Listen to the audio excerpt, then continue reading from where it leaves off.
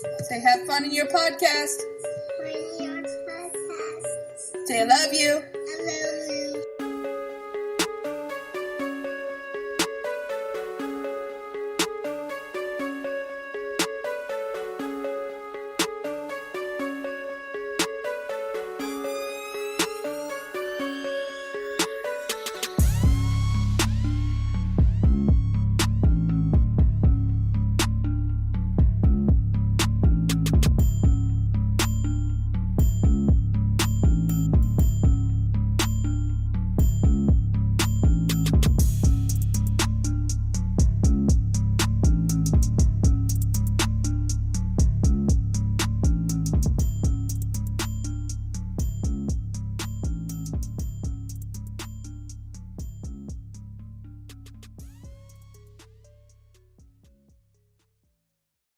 At this very challenging moment in our history, let us remind ourselves that we, the hundreds of thousands, the millions of women, trans people, men, and youth who are here at the Women's March, we represent the powerful forces of change that are determined to prevent the dying cultures of racism, heteropatriarchy from rising again. We recognize that we are collective agents of history and that history cannot be deleted like web pages. We know that we gather this afternoon on indigenous land. And we follow the lead of the first peoples who, despite massive genocidal violence, have never relinquished the struggle for land, water, culture, their people. We especially salute today the Standing Rock Sioux. The freedom struggles of Black people that have shaped the very nature of this country's history cannot be deleted with the sweep of a hand. We cannot be made to forget that Black lives do matter.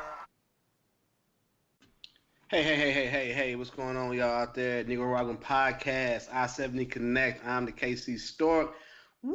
We got a full house. Everybody here chimed in. I love it. All these beautiful Black and, light-skinned faces, Joe, and Frank, whatever you are, nigga. But anyway, what's going on, fellas? We got 10 meters. The twin brothers of Doom, James and Joe in the house. James, what's up, my man? And we what's up? And we got Frank. He made time. 30 paces has made time. He's put down his balls, made time to get on the podcast. I'm so fucking excited. I don't know the last time we all been on together. It's a beautiful thing. Let's go around the horn. Starting from the top. What's going on, 10 meters? How you doing, man? Man, I'm doing all right. Everything is culture and everything. And I'm going to say something just before we get started. As we close Women's History Month, shout out to all the mothers out there that gave birth to distinguished gentlemen and like us that are on this podcast and everything like that. So shout out to those. And all the mothers that have raised exceptional and probably not so exceptional children on this Women's History Month. Fuck them kids. Oh, I'm just playing. I'm just playing. James, what's going on, pimp? What's up, player? Not much, man. How you been? Man, I'm cool, man. Busy, making things happen. Making things happen. Yeah, trying to make this money, trying to get this wedding planned and done. How's that going, man? Oh, it's good, man. We've been doing all the stuff, man, going to premarital counseling and going to fit suits and shit. I got to go get my suit, something done with my suit tomorrow. I don't know what it is, man. I'm just kind of whatever she tells me, it's time to do it, and what day I just go. Hey, that's the best way to. That's the best way to start, dog. Just finish that way. I was like, I put this in your hand. You know, she want me to participate. I'm like, I'm doing minimal participation. I don't care about flower arrangements. Hey, I'm just here to settings. You know, if it looks like it's gonna be something that's dumb and it's gonna fuck things up, I'll speak up then. Otherwise, do you? I feel you for sure. Hey man, yeah, that's good shit though, man. I know, I know ain't nobody listening, but if you listen to this and I did not invite you to the wedding, it means that you ain't shit to me, or it just means we full. I've been damn, way to cover the spectrum, not like. Yeah, I like it, dog. No gray area in this motherfucker. So, most people know where they stand with me, so I never make that a secret. So I like that. So, you my nigga. I like, hey, that's good shit though, man. Can't wait to see you walk down that aisle, bro. Yeah, man. I'm excited. I know I'm talking shit, but I'm excited, man. It's gonna be a nice day, and it's gonna be cool to have, you know, people that I care about come in and see me finally get my life together. You know. Hey, now, why you like you're on a road for the recovery, nigga? Like you been crack rocks for the last 10 years. You gotta, hey, man. I was going downhill fast for a minute there, man. For real. Hey, damn, were you wanted by the police, man? But you know, I was just living reckless, man. You know, I was taking care of myself. Nigga fell down the stairs. No.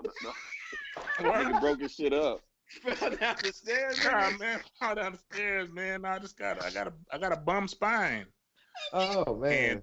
And you know, I just wasn't taking care of myself, and it just got worse and worse until I just started falling without warning. And then one time I fell and I snapped my ankle, and that changed everything. Yeah. Okay. I can attest. I ain't gonna get too deep into it. We were some wild boys back in the day, dog. Yeah, man. Oh my God, yes. We ain't one of them like niggas just talking shit. We should not fucking be here. Nah, hell no, man. We was out there just wilding. We was wilding. Okay. We get too deep into it. It's the intro. We get too deep to it. What's going on, Jeff? How you living, pimp? Man, it's cold today, man. It's cold. It's cold today. I was at soccer games all day. Daddy do this. And oh man, you got kindergartners playing and it's snowing at you sideways, man. It's time to go ahead and cancel the game. I don't know what they're doing with the Brookside Soccer Club, man. They out here getting these kids pneumonia. And none of them vaccinated either, probably. None of them. Just sneezing and coughing on each other. Well, I'm sorry to hear that. We trying to thaw out, man. Shit, it was beautiful here in New York today. I'm sorry to hear that it's snowing sideways up there in Kansas City. Sorry to hear about that shit. 30 piezas. How are you, sir? I know you're trolling at this point, though. You know it's piezas, but that's all right, though. Piezas? Yeah. Piezas. Hey, boy, this is American. Why don't you learn how to speak American? Dog, why'd you just hit me with the "hey boy"? Dog, like I heard your story, your "hey boy" story on the last episode, and yet you still doing it. Cause you my boy, you my nigga. You know what I'm saying? Hey Frank, you my nigga, and it don't get no bigger. He ain't getting no bigger. He might get around it, but not height-wise. So some lady came to the door today. She was like, "What are you, 5'11"? I'm like, "No, bro, I'm 5'6". She's 5'11", nigga. What's wrong with that bitch? I was laughing. I was like, "Are you 5'11"? I was like, 5'11". 5'11" where? I was in like, alternate universe? Nigga, was you standing on top of Max, nigga? even me and Logan, we were like, Logan looked at me like, the fuck? What? Hey, what are you smoking? No, I wasn't. It was the lady smoking. The lady was smoking. Cause you, exactly. You got some shit smoking. Yeah, what the hell she was? Right. I don't know. I don't know what the fuck it was. Like, hey, if I smoke this weed, you're gonna get about 6 inches tall. You 5'11" in pesos, nigga. I'm barely 5'6" 5'11" right in now, euros. 5'11" in euros. In American dollars, nigga, you not 5'11", nigga. We use the metric system over here. Anyhow. You like 110? Anyhow, no, I mean, Shit. no, I'm glad Go to be ahead. back. I know I took a couple weeks off and shit. You know what I mean? She just getting closer to the due date. You know what I mean? And Yeah. sometimes Right. it's easier to cancel with you guys than it is to fight with the wifey though. So especially at this stage with the pregnancy. So you know, Hey Frank, do what you got to do, man. yeah. I will just say when you can't make it, just say I can't make it. Don't make us no broken promises either. That's all I'm gonna say. No. Yep. It be all love. Yep. Just say- Don't just make say- us no broken just promise. say- We say, can't hey, make it. Say, hey, niggas, I got fucking nigga. I'm not trying to die Yeah, today. just say it. I'm not trying Yeah. to die today. Don't send us a picture of the kid bowling. I Don't know. do I'm that. like, Nah, what the yeah, kid no, Don't doing, do man? that. No, hold on. He Throw it in tried our me. face. Attitude. And we bowling. No, Right. that shit he tried me because we were already packed up and ready to go, and the next thing he just, oh, I want a bowl, and I was like, all right, fuck it, we'll just throw. I figured just throw one ball down the lane and call it a night, right? Nope. I sent the picture. You should have been like, ain't gonna make it, nigga. Cause that picture, niggas was a little salty, dog. They No. like, don't go see this motherfucking picture, nigga. Nah, and then like he fucking Just send it. Hey, we ain't gonna make it, man. Just send me the text. I ain't gonna make it, man. No, I 'cause- want to see the picture. because we was ready to go. Like I was like, yo, I'm gonna go log in and shit. But whatever though. Anyhow, but yeah, like we're just closing out Women's History Month. You know what I'm saying? You guys did a good job of carrying on that. Appreciate it. Women's History Month. Women's history is every day, like Joe says. Well, everybody's day, but April apparently is Diversity Month, so everybody gets celebrated in April apparently. MAGA, white supremacy, all of it. We gonna separate all of it. We gonna have Klan rallies videos, nigga, next week. Mm-hmm. Mix it up a little bit. Yeah. That's good, dog. That's good.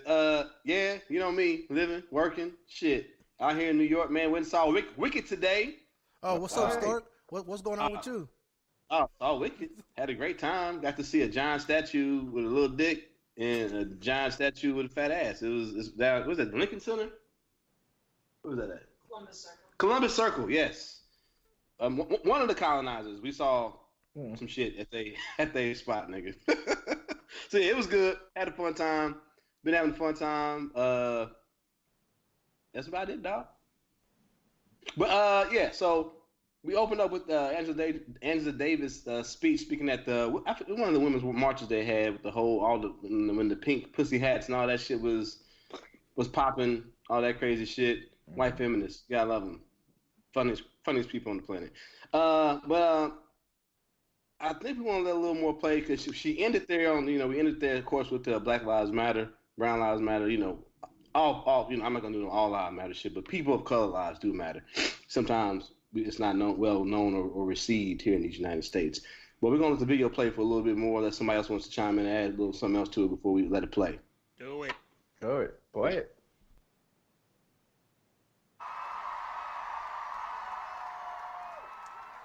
This is a country anchored in slavery and settler colonialism, which means, for better or worse, the very history of the United States is a history of immigration and enslavement.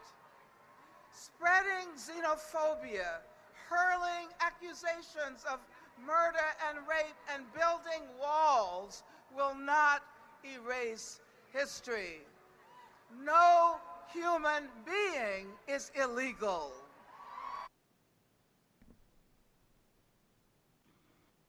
We pause?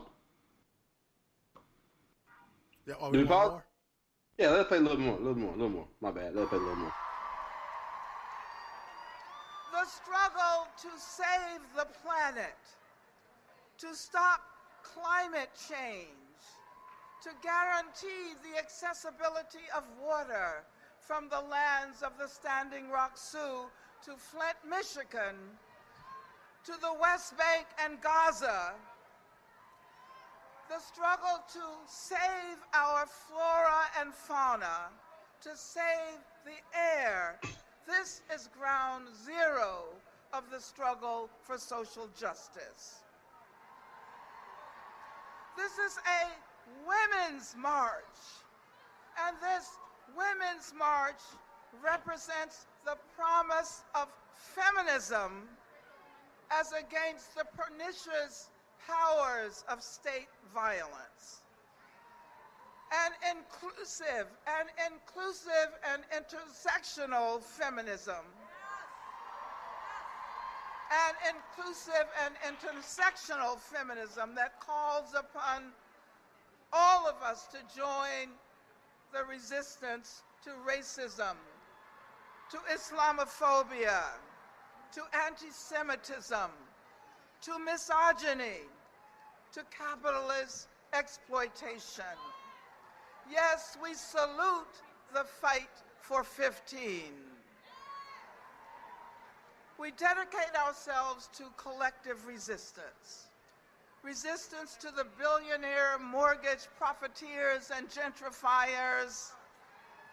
Resistance to the healthcare privateers. Resistance to the attacks on Muslims, on immigrants. Resistance to the attacks on disabled people. Resistance to state violence perpetrated by the police.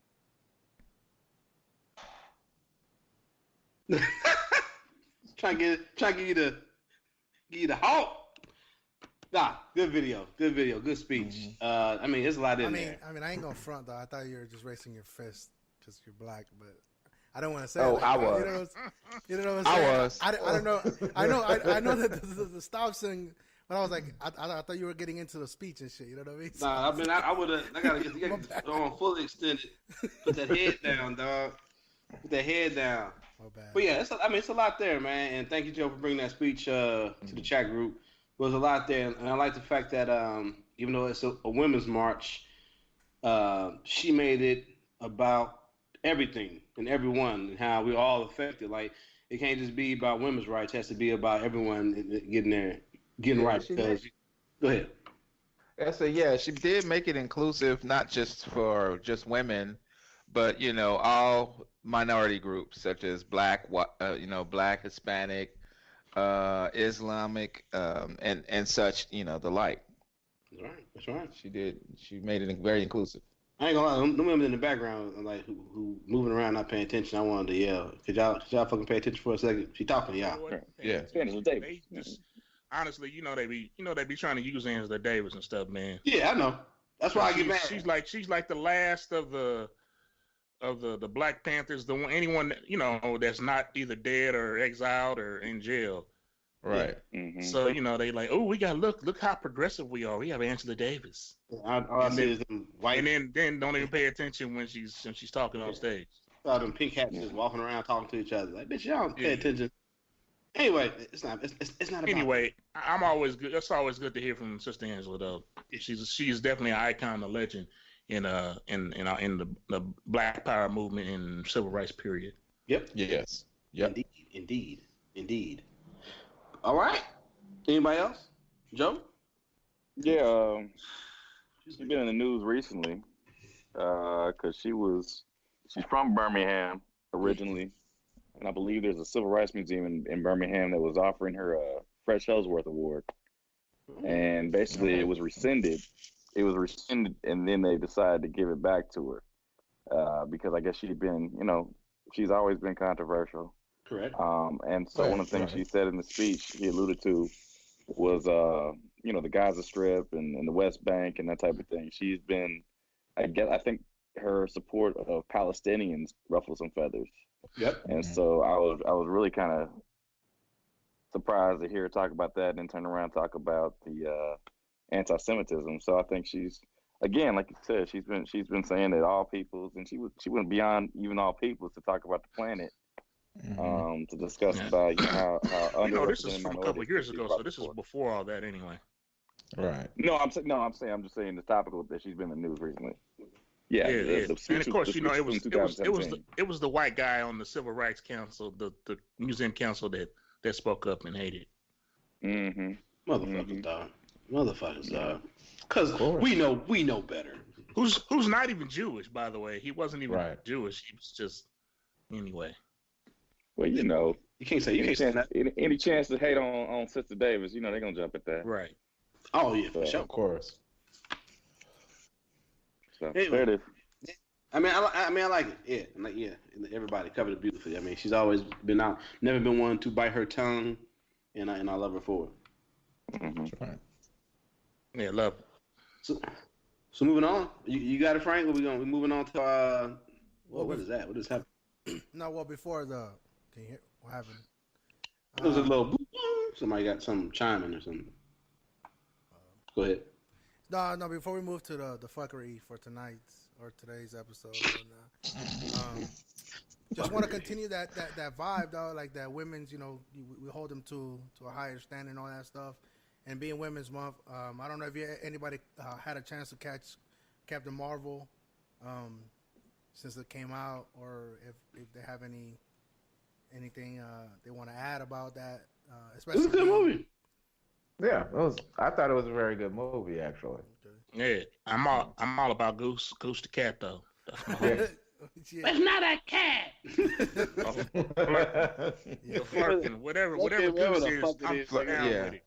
Yeah, I still don't know what they call it. I don't know what kind of. So flirting. More Flirting. Listen. Flirting. He's a flirting. Or she.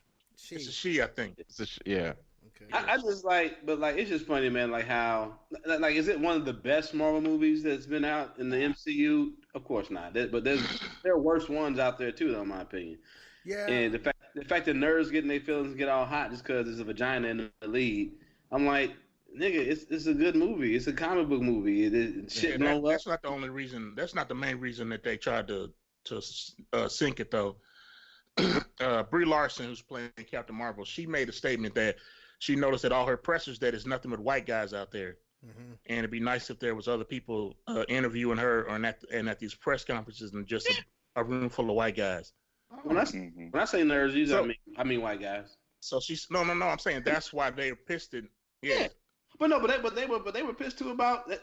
They were pissed before she said that too. There was but when they that's when it amped. Well, they always mad about something. Yeah, that's what I'm saying. It's like a Wonder Woman. They were mad about that. It's like Wonder Woman's a comic book. You want a dude dressed up in a fucking skirt to play Wonder Woman? What do you want, dog? Do you want the movie or not? Right. Do you want the? And then they tried to twist it and say, well, Brie Larson doesn't want any white guys to see this movie, so I won't go see it.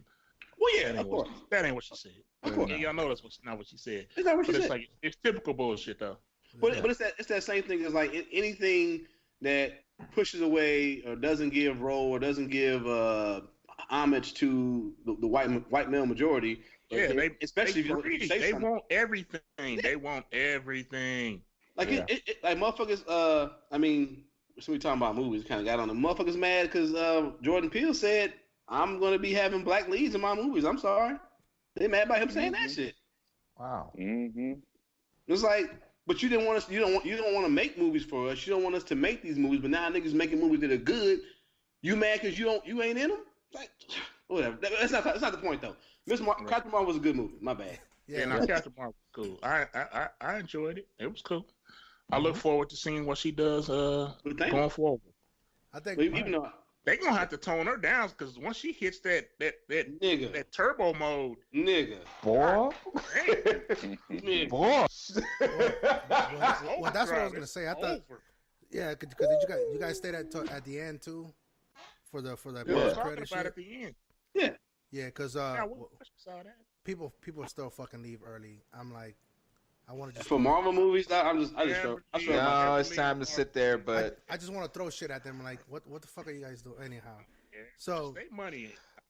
Well, throw shit at me because I left early, but I had to go to the bathroom, dog. Okay, I couldn't hold it in for no longer. I had to go. That's totally different. You got to go potty. Yeah. No, but it was a good movie. I thought it. I mean, we're not trying to give it a grade or anything, but I think it was a solid, good movie. I don't think it's the best Marvel movie there is, but I think for what it was, I think it was a good movie. It was if it was like maybe 30 minutes longer, I wouldn't have been mad. Nah, I wouldn't. I mean, I wouldn't have been mad, but like it should have been more, a little bit more of like developing of the characters. You know what I'm saying? Maybe a storyline or whatnot. Who? just a little bit more. You know what I'm saying? Development of which character? Because like the third act, it went by fast for me. I don't know. Right, but development of which character? Which characters are you talking about? Well, I was looking at the relationship with her and what's her name? The other pilot with the little girl. Oh, Mejia. Because they just kind of slightly touch on their story, but it was all in the service. I mean, that's cool, but this ain't Thelma Louise. Yeah, but exactly. No, exactly. We don't need to examine a relationship that close. I think that the more we want to get to her turning into a goddamn comet and just burning through shit. That's what we're waiting on. The more important relationship was her and Sam Jax. And because that was the more important relationship. They wanted to see her and Sam go back and forth, and we got that. Then why was the fact this nigga had a pager that he can call on one of the most powerful beings in the motherfucking universe when needed? Right. That was the important information to me. Right. Yeah. Mm-hmm. And how it ties into the end game. Yeah, that's the thing I like. They brought a lot of shit around full circle in that movie. No, like, they didn't fuck around with her just coming back. You know, they didn't say, "Oh, she's on her way." Nah, she's already there in the room with you. No, guys already. Right. But I'm talking about like they hooked up Guardians of the Galaxy, told you how the motherfucking Tesseract got to the planet Earth. Yeah. All that shit. Sam Jack, how he lost his motherfucking eye, all little bullshit here and there where you had questions about. They brought it all. Yeah, we will. They brought it all full circle. But yeah. But anyway, everybody across the board liked the movie. That's good. Now let's talk about something that we don't like. Now the motherfuckers beating women. Motherfuckers beating women on camera. It's Women's Month, but we're going to the fuckery of the show, the fuckery news of the show. And who are you presenting this one? Winston? Presenting. Or who has the background? Anyway, this is in Dallas. This is a traffic incident. It's like late. It's like real late at night. It's like 4:30 in the morning. Black woman, white man. I'm not sure what all of these as well, but I know they got into this incident where they end up arguing outside their cars. It was over a parking space, I believe. Huh? It was over a parking space, I believe. No, I wasn't a parking space. She was like blocking a drive, a through spot or something like that in a parking lot. It wasn't a parking lot, but it wasn't over the space, I don't think. Okay. Anyway, this probably if we played the clip, it probably was going to explain more. But anyway, it turns into a really violent situation, which they'll explain the clip. So let's just go to the clip, Frank. Escalated when two drivers got out of their vehicles in a Dallas parking lot. Initially, the man police ended up arresting looked like he had a gun in his hand. A witness with a cell phone caught him pounding the woman he was arguing with. We are only going to show you the most violent images after we warn you. This may be difficult for some to watch. Fox 4's Richard Ray in Deep Ellum, where the assault happened. Richard. Good evening, Clarice. Police have not identified the female victim in this assault, but the man seen hitting her has been arrested. He's also been fired from his bartending job here in Deep Ellum. Cell phone video from across the street captured the incident, 4:26 Thursday morning. Police say the 24-year-old woman said she'd been driving the wrong way in the 2800 block of Elm Street. That in the process of pulling in a parking lot, she was blocking the way out for a bearded man and his pickup. The two argued. He pulls out what looks like a handgun. When the woman attempts to dial 911, he puts the gun away and slaps the cell phone out of her hand.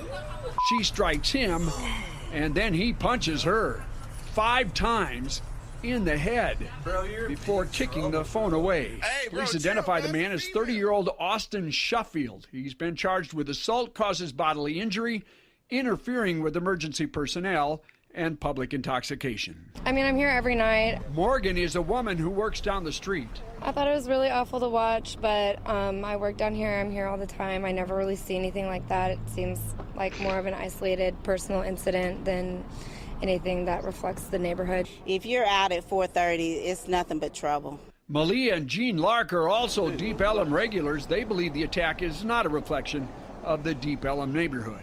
There's nothing going on down here at that time of night. You know, at 4:30, it's shut down. So the only thing that's going on is trouble. Austin Sheffield worked at the nearby High and Tight barbershop and speakeasy. Co-owner Braxton Martin told us by phone that he has terminated the employee. We don't know exactly what happened, but what we've seen on social media is enough, and we do not condone his actions. The 3 charges are misdemeanors. Police records seem to indicate that Sheffield has been released and without having to post any bond. And apparently,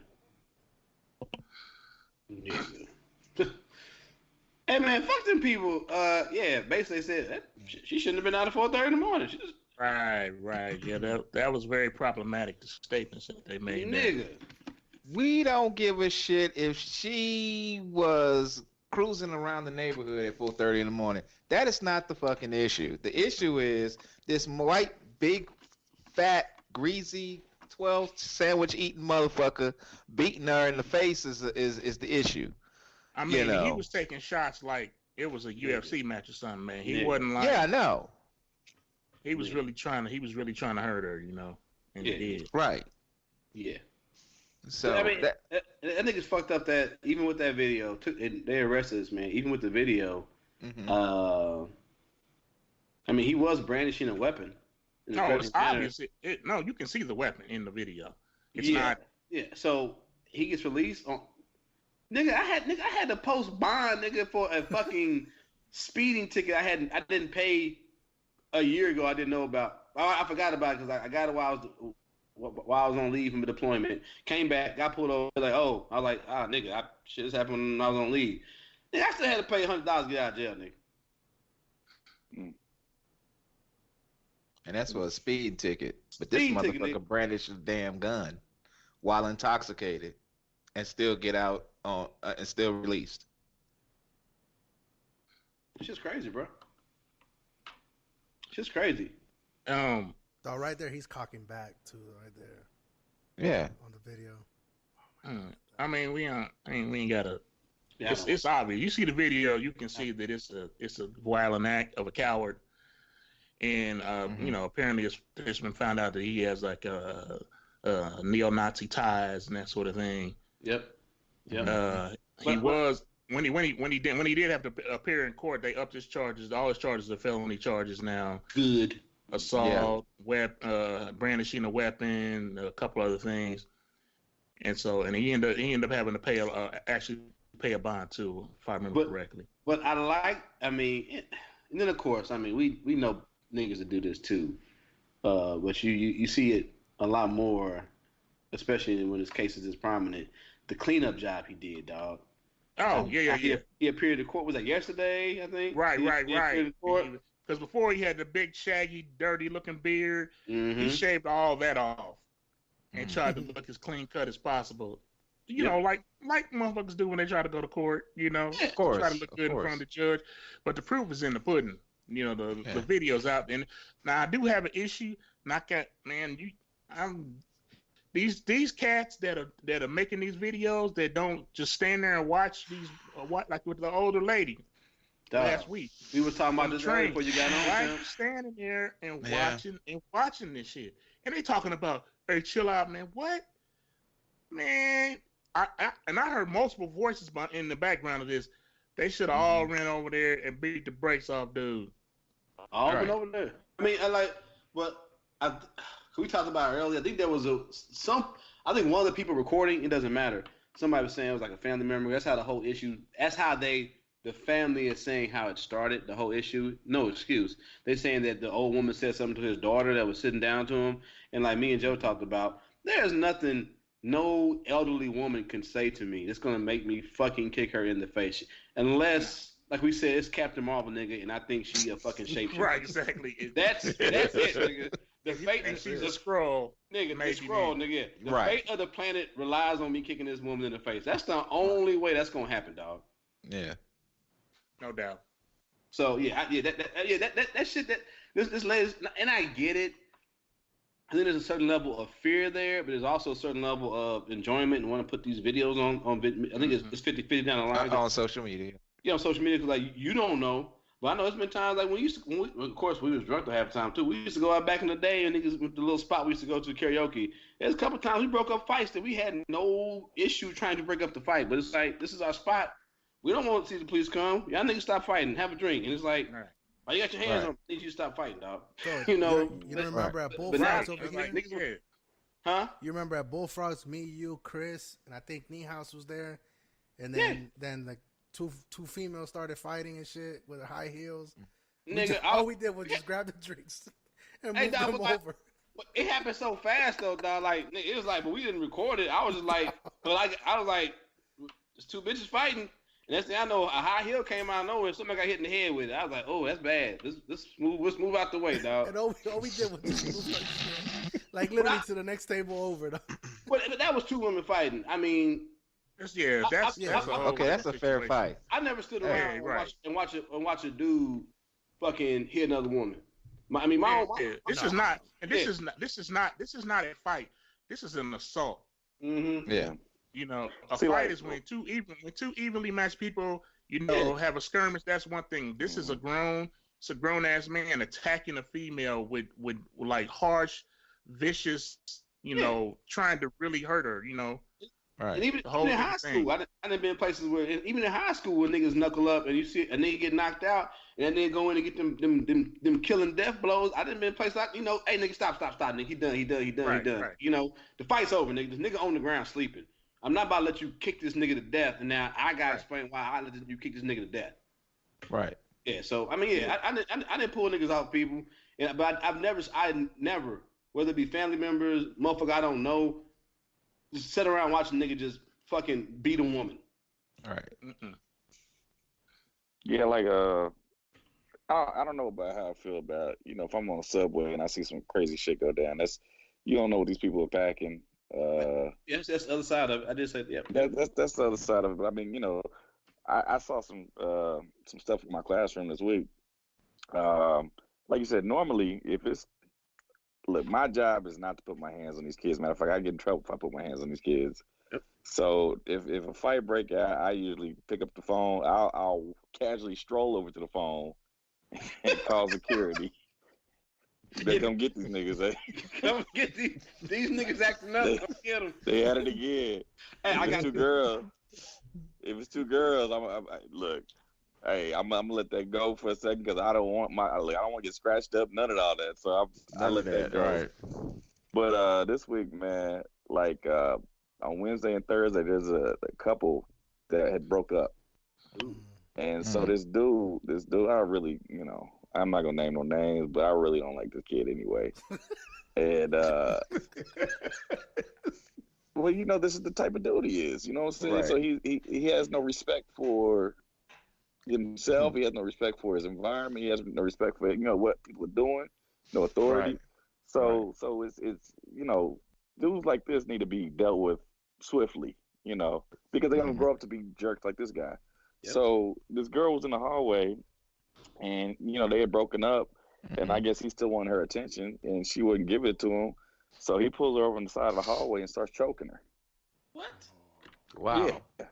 Put his hands on her and start choking her. And I'm like, oh, yo, ain't none of that cool. So then he follows her into the classroom and starts, you know, pushing on her. You know, they push and they play and that type of stuff. But I'm like, there's a line where, you know, like that's the type of dude you about to grow up to be. Yeah. And so I took it upon myself. I said, look, don't come to my classroom with all of that. Don't do that in the hallway. Don't ever do that. And so there was a SRO, a school resource officer, you know, down the way. She's a woman. And so I called the girl over and I was like, look, if it was me, I never let nobody put their hands on me in that fashion.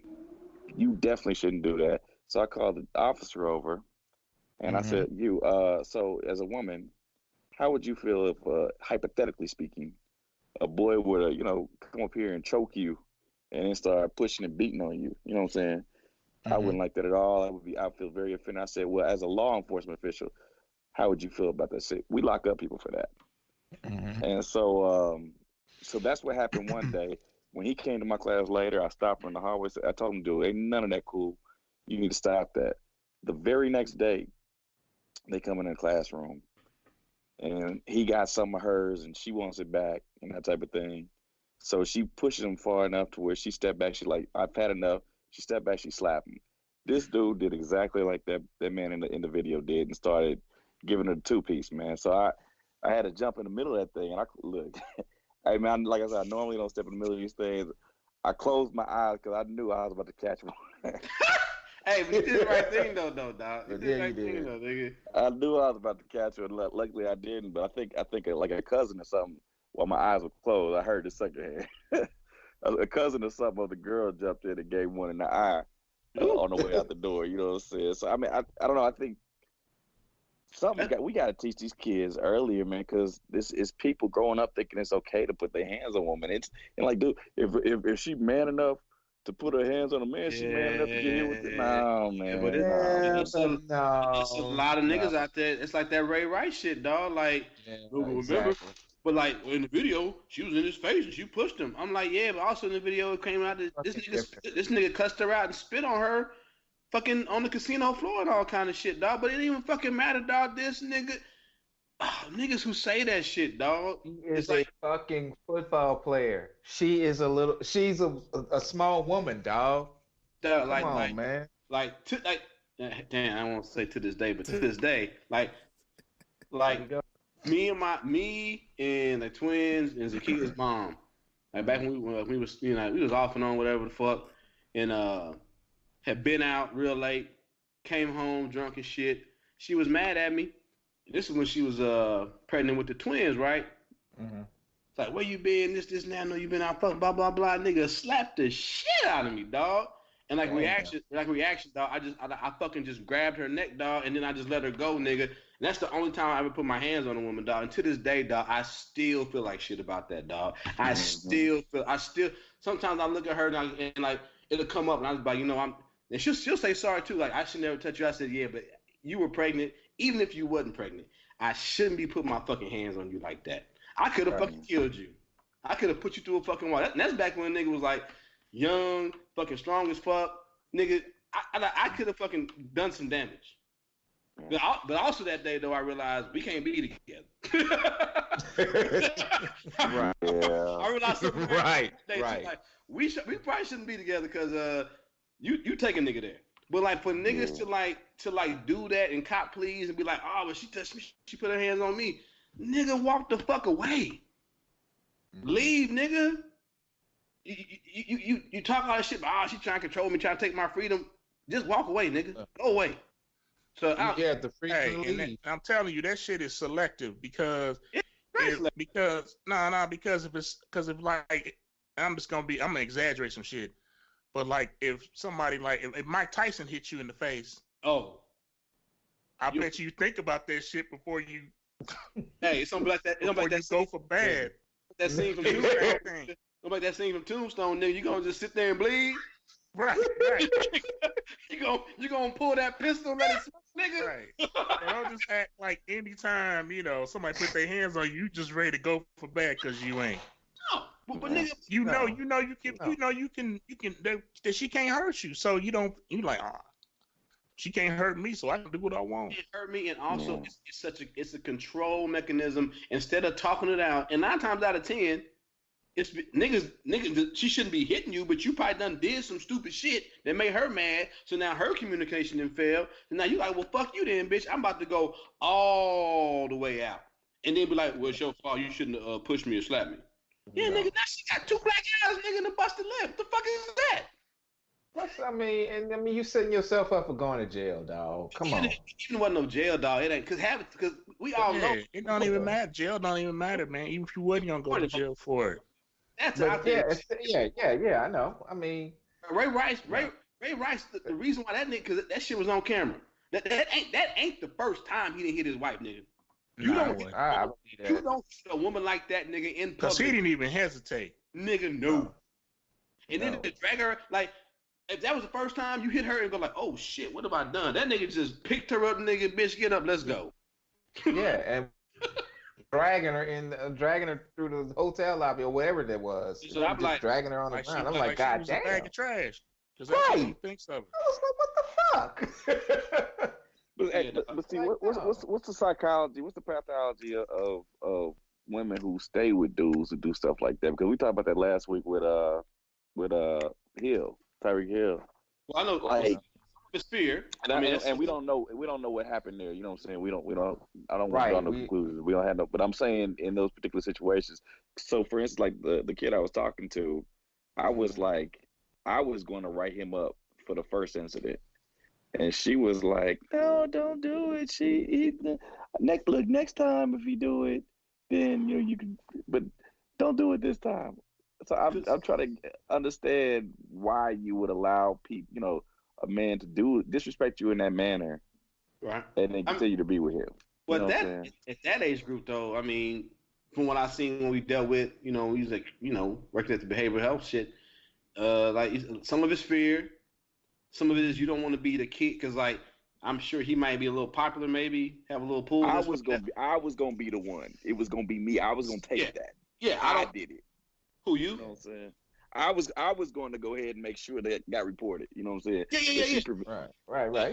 Yeah, but she don't. But like, I don't want to be. I don't want to be the one to turn the man. I don't want to. I don't want to get him in trouble. I don't want to get. Yeah. It's the same. And another thing, and if it's somebody that's a real abuser, like, even though it's his fault, when they get home, he'll blame her. You gotta leave school. She gotta leave school sooner or later. She does. But that's that mentality. She get it twice as bad, and maybe this time he kills it. So they think about that too. It's fear, it's basically fear all the way around, though. Go ahead. And I'm telling you, and a lot, and especially you talking about a couple, people that live together. Most of the time, the dude that's the abuser has isolated them to the point where they can't just walk out and leave. Yeah, but isn't that what the Stockholm syndrome is, where? Nah. Isn't it part of that they're in? Well, in this case, they're in a relationship, so they have. That sounds like Stockholm. No, because Stockholm syndrome is when you actually gain some affection for your kidnapper or abuser, like your kidnapper. That's the situation where you. How is that not the same? If you're being isolated in a situation in a controlling relationship, but you're there, but. I meant to say that it was similar. In Stockholm syndrome, you're not there voluntarily. You did not show up. Right. Yeah. And after a while, you don't feel like after you can a certain leave. amount It's of time, no longer voluntary. You develop these feelings. But a lot of times on the back end of Stockholm syndrome is you don't want to leave. You become complicit and become compliant with your once were captors. It's not the same thing. I think they have. There's a gray area there somewhere in the middle where they're similar. Yeah. But I'm talking but on usually I think what we see a lot more of, especially in abusive relationship, there's a larger component of fear on the back end of I want to leave, but where do I go? What resources do I have? You can't protect me. With Stockholm, you don't in the back end of you don't want to see that I don't want to leave. I am now a part of this team. We are now a team. I love you. I want to. What's the famous one with the bitch that got kidnapped and was robbing banks and shit like that? God damn it, dog. But how about King Kong? King Kong. Yeah. Well, no. Okay. Well, all right. If what you want to go big, say is that exactly. An abuser? No. But he was a kidnapper. Who? King Kong. I mean, basically, he was a kidnapper. He saved her. Then he kept her. Yeah, he kept her though. But he was a horny ape though. He wanted, he saw this thing. The white woman. The white woman. Now we get to some real deep, metaphysical, psychological, social commentary on niggas and white women in America. It's women's month. It's women's month. Let's not. This shit is about to make a strange sense. It went. He wanted to smash. He could smash because he would have smashed. I mean, well, back to what Joe's talking about, and then also though, everybody ain't got people in their corner teaching that. Everybody ain't got a Joe Jeff to come pull them aside and say, "This ain't right. This is wrong." You may have been the first person to ever say this shit ain't right to her. You know what I'm saying? But part of that, absolutely. My next point is that a lot of times they've been raised in an environment where these things appear to be normal. Just taking abuse. They've been abused from a very early age. So taking abuse is just what they think they deserve. It's just life for them. I remember they don't really know that they don't have to take it and that they're worth more than that. My time at the children's center, I don't know. I mean, how many times just like a simple act of kindness, those girls come to me and be like, no man has ever said anything nice to me, done something nice to me without either wanting me to fuck them, right? Without ever something back from them, right? I want something like, you just did it. I'm like, yeah, well, partly because it's my job, but also you're a decent kid and I want a better outcome for you. So, but I don't know. And, you know, and that was one of the things where I liked, you know, even though it was pressure at first, I liked working with the girls because, you know, you gave them that example, you know. And they tell you, you know, after a time, you know, they say, you know, because I remember, you know, like when they leave, we have like a little meeting for them, and when they leave, and a lot of times they would say, you know, I want to thank Mr. James for showing me that a man can care about you and not want something from you or want to hurt you. And I would hate because they come back because I hate because some of them want to come back because like I feel safe here. You'd be like, I know, this ain't normal. That's true. They wouldn't want to leave because they did feel safe, you know. This ain't normal, baby. Yeah, but going back to what James, hey, you know, you got to go out there and face life. No, but you know, you got the tools now, you know. But yeah, so. But going back to what Jeff said about, I mean, Joe, what said about, you know, what's the psychology of the people that are in those type of, I mean, I know I mentioned Stockholm syndrome.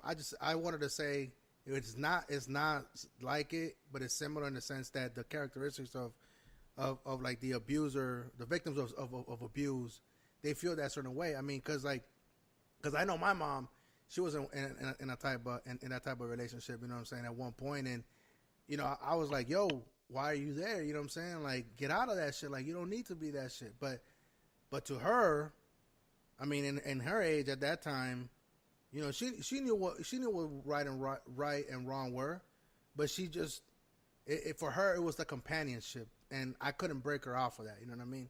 It took her a while. So I don't know. I mean, even at that age, Joe, I mean, they're quote unquote in love and shit, so they still don't want to hurt him. You know what I mean? So I still feel like it's a little bit of Stockholm syndrome because, like, you know, once they realize that they're going to be like punished for it or whatnot. I mean.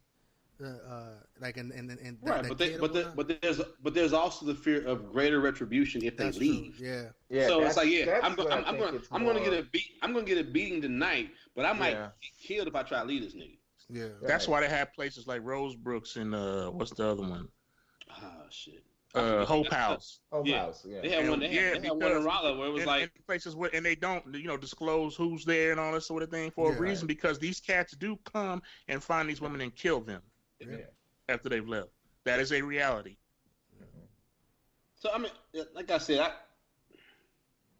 there's some gray area there, but I just think on the back end it's just a little different. And another thing too, I want to say out there that it's easier for us. I know it's easy for us to look at the video and yeah, we see what's going on, especially in this assault or whatnot, and then also criticize the people taking the video. I mean, it's easy to say, hey, why didn't you just jump in and shit like that? But I mean, at the end of the day, this video is going to serve justice in this case. So, I mean, you know, they should have jumped in and helped her out. But at the same time, the video came back and actually is paying, you know, real justice is hopefully is going to come and be served. Yeah. Now, real justice would have been prevented in the first place. Sorry. Right. If you could have. It's easier said than done. I can't put myself in those shoes and say that I was going to jump in. You know what? In this situation, this right here, because you already know he had a gun.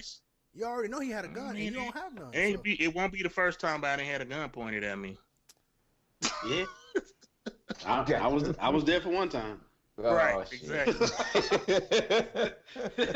Well, this nigga with the gun. This is why. Well, I guess. Hey, that time it wasn't our fault. That time wasn't our fault. Emphasize that I'm not talking about just immediately running up and you know, being violent, but sometimes speaking up is enough. They did. They're like, hey. But that was way after the fact. They could have right when it first jumped off. When it jumped, yeah. They could have done anything like, hey man, why you got that gun? You know, if he would have known that somebody saw him with that gun, that might have been enough right there. The terms of, hey, because come on, man, I'm looking at the dude. This dude doesn't look like somebody that's just gonna start popping shots. He just doesn't look like that. But that's just me, you know. He pulled the gun out hoping she wouldn't call the police. I mean, Right.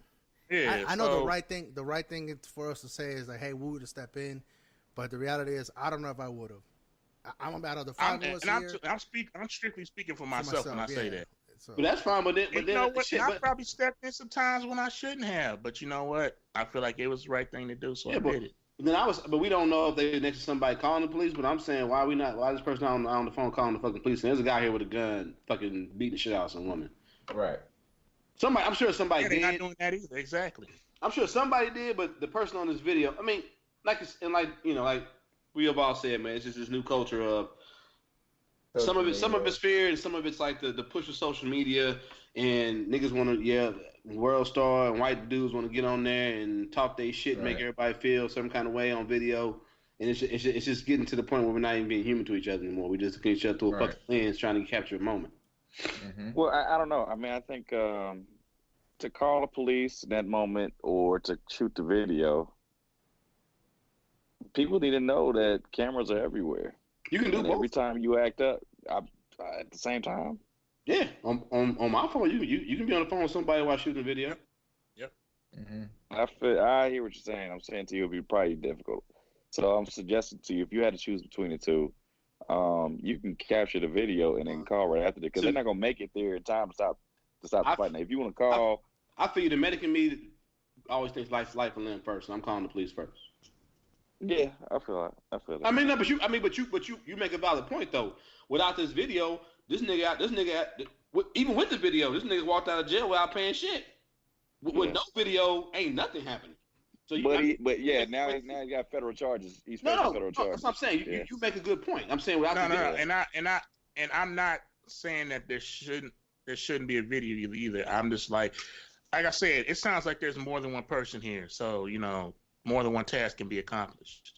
Mm-hmm. So more than one person there. That's all I'm saying. But for sure, them niggas we talk about kicking that old lady. There was 3 motherfucking phones there. Everybody was like, everybody was there. Now them motherfuckers right there, fuck them. Yeah. Yeah. This nigga right here, I pulled back my initial whoever the fuck is this, because you're right. But the video is the reason why this nigga's up on federal charges, and hopefully it is obvious somebody called the police because they arrived. He was arrested. He kicked her phone, and you can tell she wasn't well enough to go look for that motherfucker. No. From the punches she received. So somebody alerted EMS or something. Yeah. So yeah.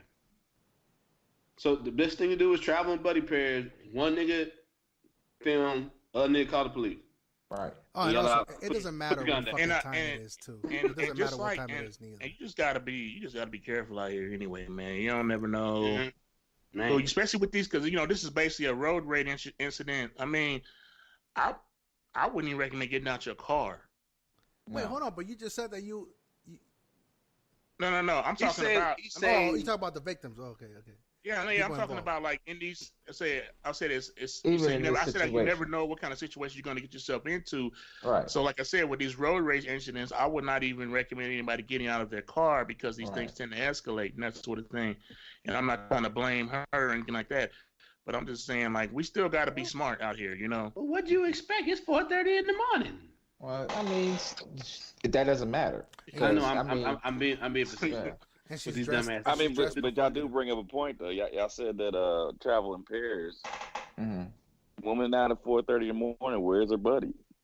I mean, that's what I would. That's what if like. Well, I would. No, I'm saying I'm not blaming her, but I would like if I knew if I knew her or she was my girl or something like that, and I'm like, where you going? Who you gonna be? Whoa, what you doing? Nah, we gotta be smarter than that, All right. Yeah. Just like. We just gotta be. Yeah. Even my sons, I'm like. Yeah, and like I said, don't get out your car. Something go down. Don't get out your car. Don't get out. Hell no. Run them over. Run that motherfucker over. You got to. We'll take that charge. You have to. Yep. Mm-hmm. Yeah. I didn't know he had a gun, officer. He probably had a gun. He was trying to assault me. I got him first. I'm always about avoiding these situations by prevention. If we can prevent this situation, let's prevent it, and none of this has to happen. Right. But it happens, and now it has to be dealt with. Well, preventing it on whose side, though? On her side or his side? Well, both sides. Oh, fuck him. Both sides. I mean, both sides. I'm just saying, in general, out here as a person, if you see a situation that may escalate into a problem, do your best to avoid it. And there's steps that we can take as human beings to avoid these situations, especially when it comes to these road rage incidents. This is not the only road rage. These road rage incidents have to happen all the time. People get killed and all that sort of thing. I'm saying there's ways to prevent these things that we all need to be aware of. But the rager was the guy, not her. I don't think it matters, Frank. No, I'm saying he was the aggressor. Road rage. I don't care where the rage is coming from. It's a road rage incident. Right. And if you see this coming, she. I mean, it didn't happen, but I mean, he had a gun. He could have easily shot her inside the vehicle. Right. This is what he was saying. But I'm saying, you see somebody with a gun, you can pull off. Yeah. Right. If she's in the car. Right, but again, we're also saying that she had more control over the situation, so she should have done known better. I'm not saying I didn't say that. That's better. No, that's how I'm taking it right now. That's not. But don't take it like that. Frank, he was talking about. There's ways to protect. There's ways to stay safe and protect yourself.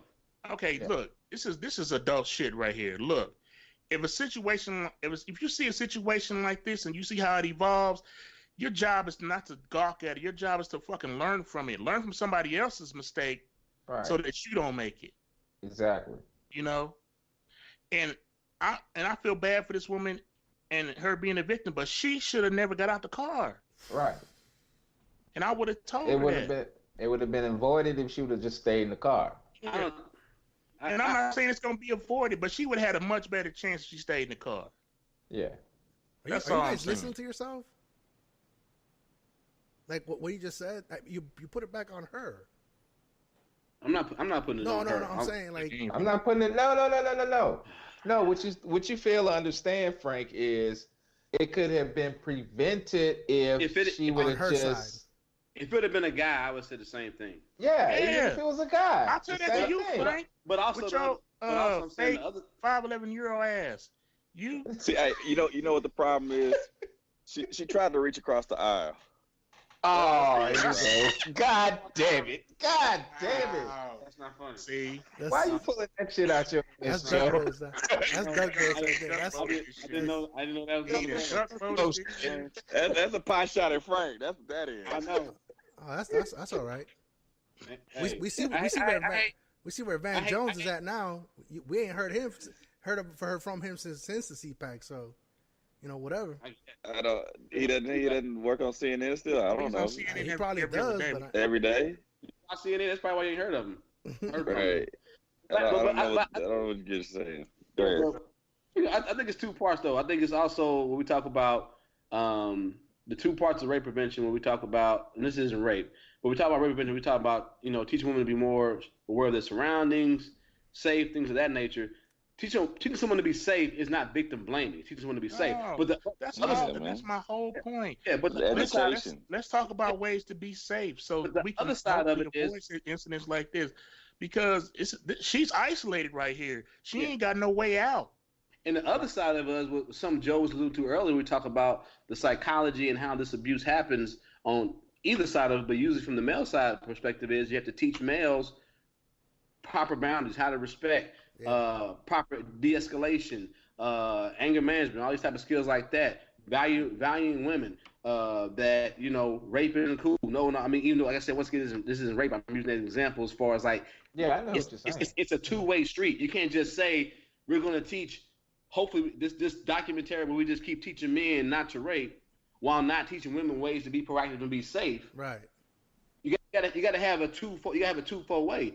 And I think that's what James is saying. You have to be. Here, I'm gonna use myself as an example, and this is not an incident, but I'm just gonna put myself. My health problem with my fucking back and all that kind of shit was, I was all fucked up and victim, but it was my fault because I didn't take care of myself. It's things I could have done to prevent my accident from happening to me, but I didn't do it. And it was messed up. And nobody blame me or anything like that. But you could easily blame me, and not blame me, but like, hey, these are the things that you could have done differently. And can we learn? Let's learn from this. That's what I'm saying. What can we learn from this? And I learned. I learned the hard way, but I learned. Yeah. What I'm saying, and what I'm not saying to her, to anybody else, you don't always have to learn the hard way. You know, it doesn't always have to be an incident that teaches us something. Sometimes we can see things from a distance and pick up something that we can learn from it. That's all I'm saying. I'm not blaming this woman. I feel terrible for this woman. I would have stood up for this woman if I was there.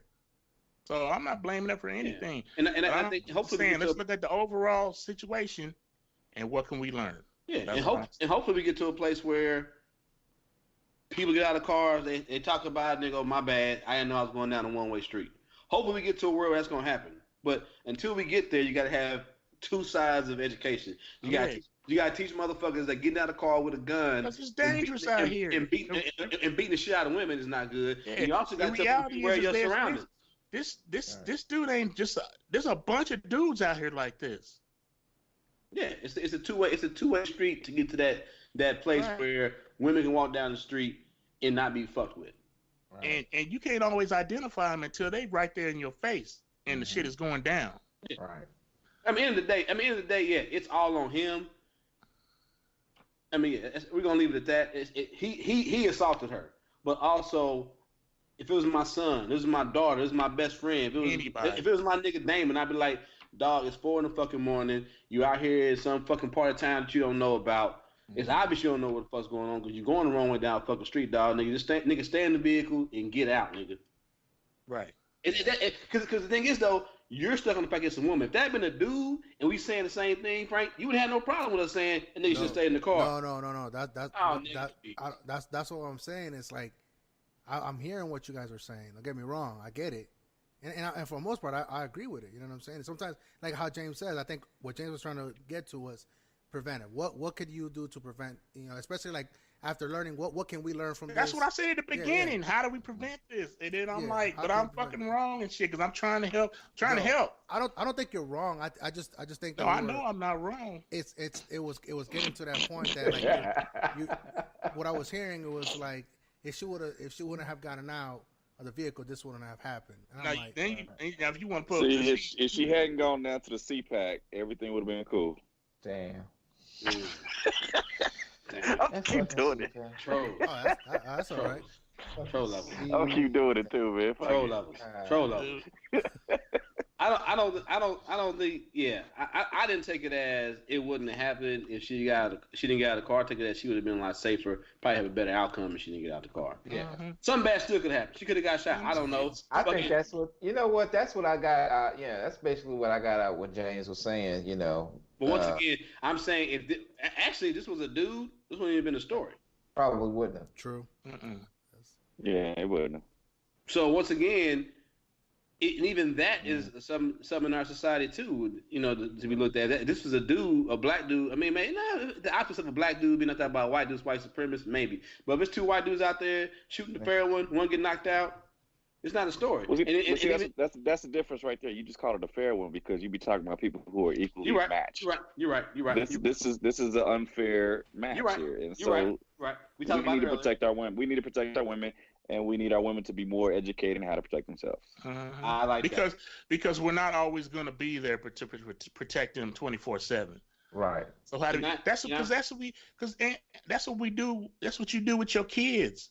Yeah. It's like I'm not going to always be there to protect you. So these are the tools that you need to have out here to try to protect yourself. And that's all I'm saying. I'm just trying what kind of tools can we give? Before Frank says it, we're not calling women children. No. No. But I'm saying, I know. Yeah. No, I'm not talking about. This is the same thing. I'm saying, children are somebody that you protect, and as men, we protect our women. It's still somebody that. I mean, let's just be real. A grown man is larger and stronger and more able to protect himself than children or women by this biological. Yeah. And, I mean, that's science. So in society we've been marked as the protectors, but we can't be there all the time. So what can we do to make sure? And sometimes they know it, sometimes they don't. It's our job to stand up and say something, or stand up and do something whenever it needs to be done. And on the backside, I 100% agree. I would like to say this horse is probably glued by now, right? Yeah, it's cool. But I also say, before we close out, on the other side of it is, if you got homeboys, you know, motherfuckers that's like this nigga, it's also up to us to call motherfuckers on that shit and bring them a tag. Oh, like that. Most definitely. That's what I'm trying to accomplish this week. Yeah, just like you did. And we kind of jumped ahead and got off from your story, but hey, salute to you though for staying calm though, cause that's sometimes like motherfuckers see. I don't care the age. You see a teenage boy who presents as a man hitting a woman. Sometimes niggas just snap and just fucking. So salute to you for fucking keeping calm, keeping the cool head, and not putting your hands on that young man, because as you know, you're an educator, you work in a high school, and we already know that you guilty as soon as you touch a kid, no matter what you trying. Yeah. Like a nigga's on fire, but you hit him.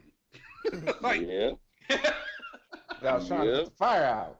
Yeah, but still, you can't hit him. Just let him burn. But I was trying to put the fire out. All right. Yeah. So I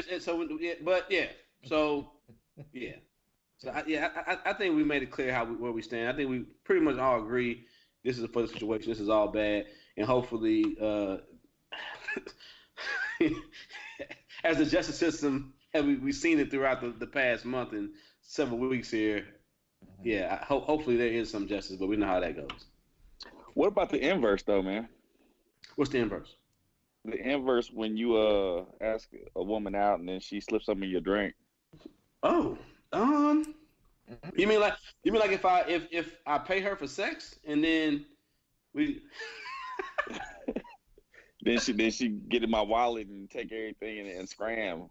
Okay. I don't. Yeah. I know we're going. We're going with rolling to the inverse. Well, not putting. Are you talking about that shit like with George Costanza on Seinfeld? Ooh, that did happen to him, did it? What's something happened? George did get the Slim Jim and Maggie. Well, we talking about if you've been under a rock. Not to point at Tim. He's a busy man. He got a lot of shit going on in his life. So catch your people up to speed. If you haven't been in the news the last week, a video from Cardi B, I think it was like 2 or 3 years ago, resurfaced or was republished or put on Twitter, Instagram, and there's some history to that as far as the woman who brought it back up. But where she talks about back in her stripping days before she, got put on the rap scene, about drugging men, taking them back to the hotel, and then robbing them. That's the initial story that came out. So we can kind of play that initial video there, Frank. Let's do it. And as always, these links will be in the notes for all you guys. Go ahead, Frank. And we'll throw the disclaimer right now to the listeners that it might be a triggering. If you're listening to this or whatnot, especially with the Cardi B stuff. You know what I mean? Because people are emotional, bro. They run. There's people are going against. I'm just saying to the listener, you might be triggered one way or the other. I guess.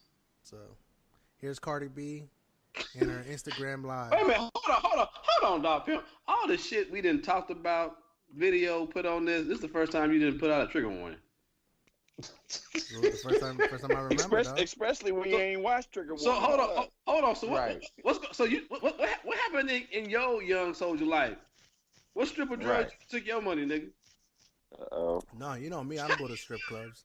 You already know that. You ain't got to be a strip club to see a stripper, nigga. They come to your house. They do the living, nigga. They do. I have nothing against that. They do house calls, Frank. Before there was Uber, nigga, there was fucking strippers coming to the house, nigga. What we talking about? Yep. Oh, they were. I don't know anything about that, so. You don't know anything about that? No, you plead the fifth, nigga? 1, 2, 3, 4? I don't. I'm not gonna talk about something that I have no experience in. Okay, Frank, you've never seen a stripper? No, I seen the stripper. Right. I don't go to the strip clubs to socialize or any of that shit. Who's socialize? Hey, there's a lot of people that go there. Fucking. How do you know this stuff? Frank is the only one. We have 10 meters here that's trying to find a wifey at a strip club. Come on, dog. You said I sure was trying to find love. Yeah, so church.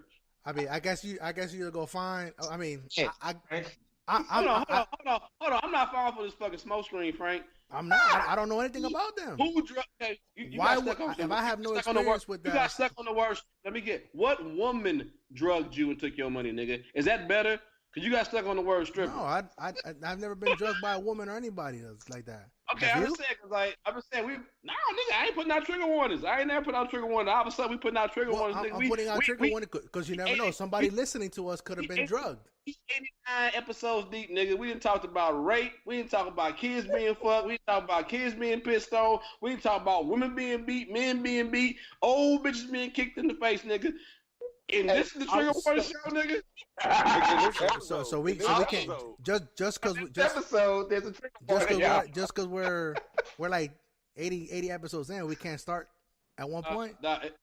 It's funny, dog. I don't know. I'm on whose side you on. How's it funny? Like, find out. It's comical. It's comical. It's comical, but at the same time, somebody listening could have been drugged. How's it funny? I'm just throwing that out there. That's what it means. It's funny.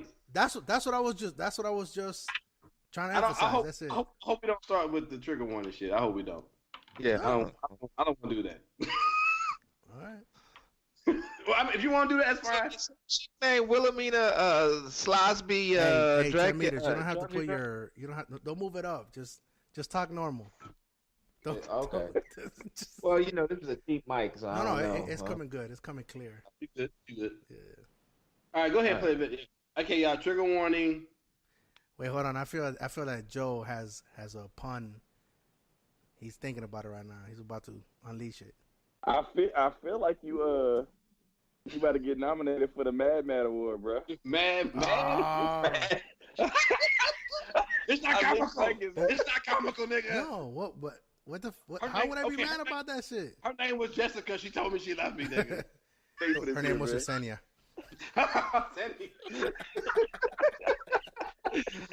She took me to the hacienda. She told me she loved me. Go ahead. Oh, wow. Nigga, stop. Go ahead, nigga. That's actually pretty good time. That wasn't bad. I got it. Well, Joe, you got to hit me up on the IM whenever you have a pun coming, because I got it right here, bro. It's right here. That's why you was trying to set it up, nigga.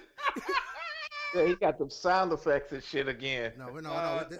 These are improved. You missed your fucking point time when that nigga said reach across the aisle, dog. This shit had it ready. Perfect. Dog, I didn't have it pulled up. I didn't have it pulled up then. All right. Let's play the Cardi B shit. Cardi B, no trigger warning.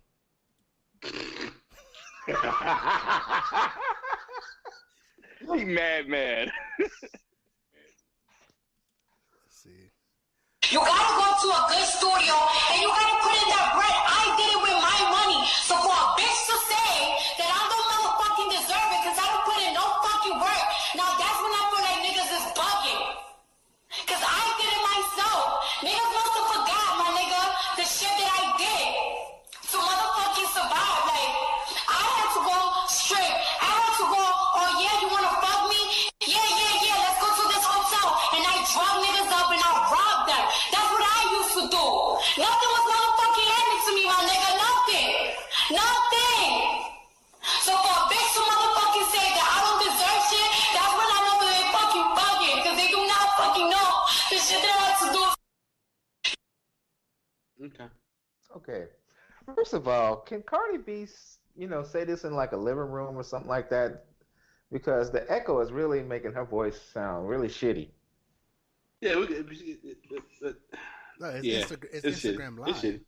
The echo, but she was in the bathroom though. She was in the bathroom. Yeah, why was she in the? Yeah, she could say this in her bedroom. Because she was probably responding. You could tell she's emotional. There's feelings. And if you watch her with Love and Hip Hop, all that shit that she used to be on. I used to High Five starter. I never watched it. They used to always talk about it on the recap. But she's an emotional character, and motherfuckers came, and I'm a firm believer you can always shut the fuck up, which me and James made it clear in our chat messaging that she should just shut the fuck up, probably.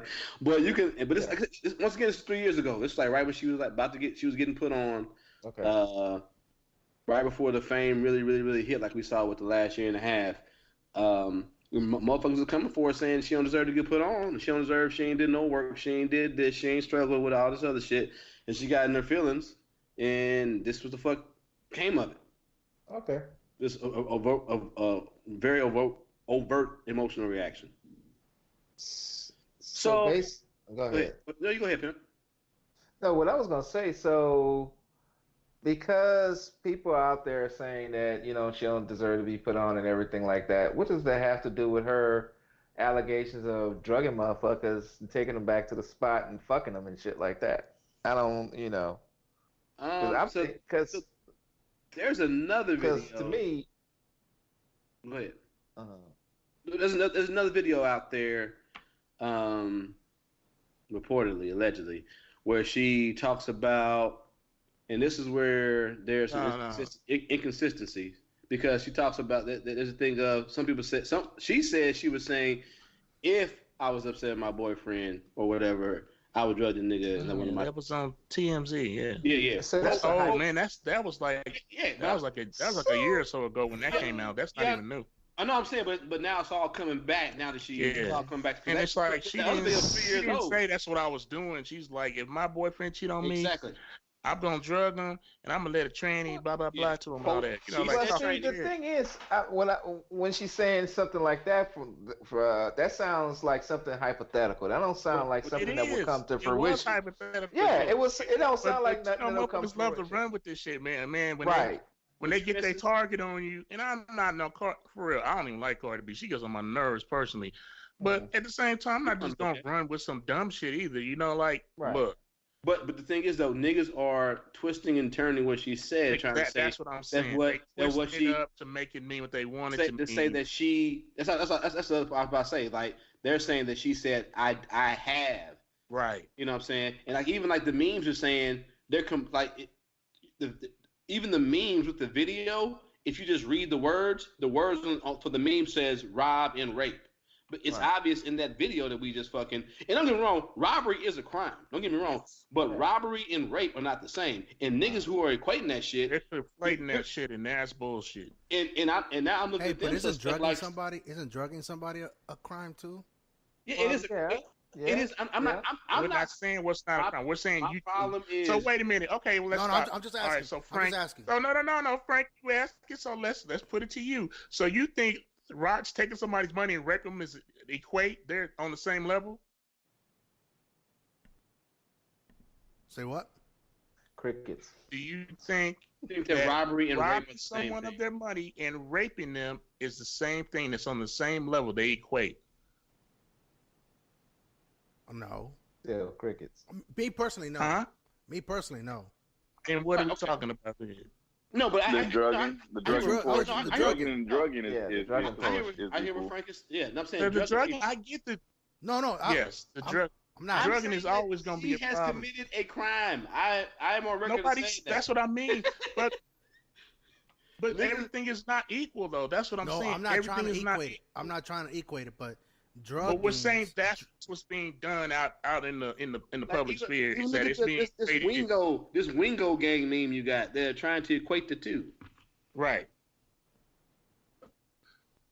They look at it. They're emphasizing she's a sex worker.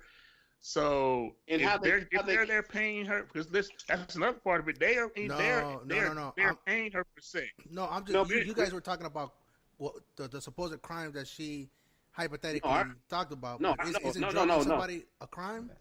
No, I didn't. No. I'm saying something is a crime. You missed the part of where we're saying she hypothetically talked about if she was mad at her boyfriend, she would have a transsexual person rape him.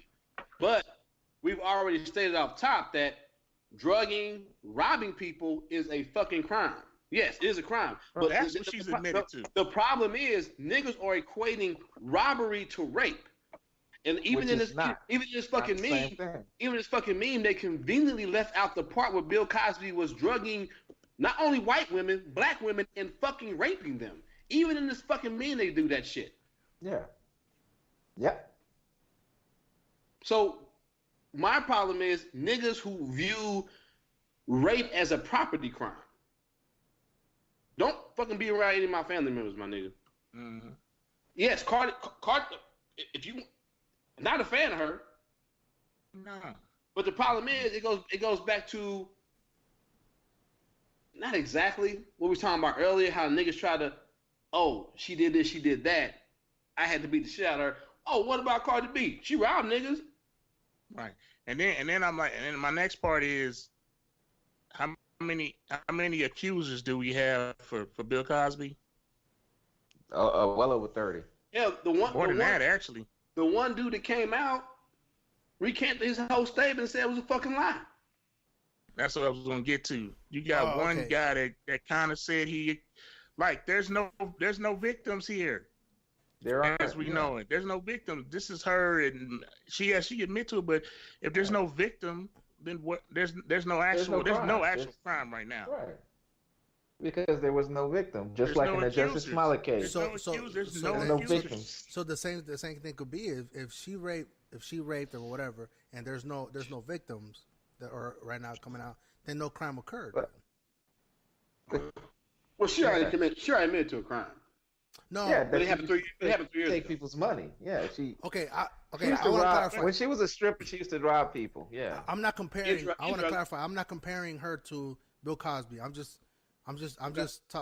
going off of what she stated in her video, and what the outcry in social media has been.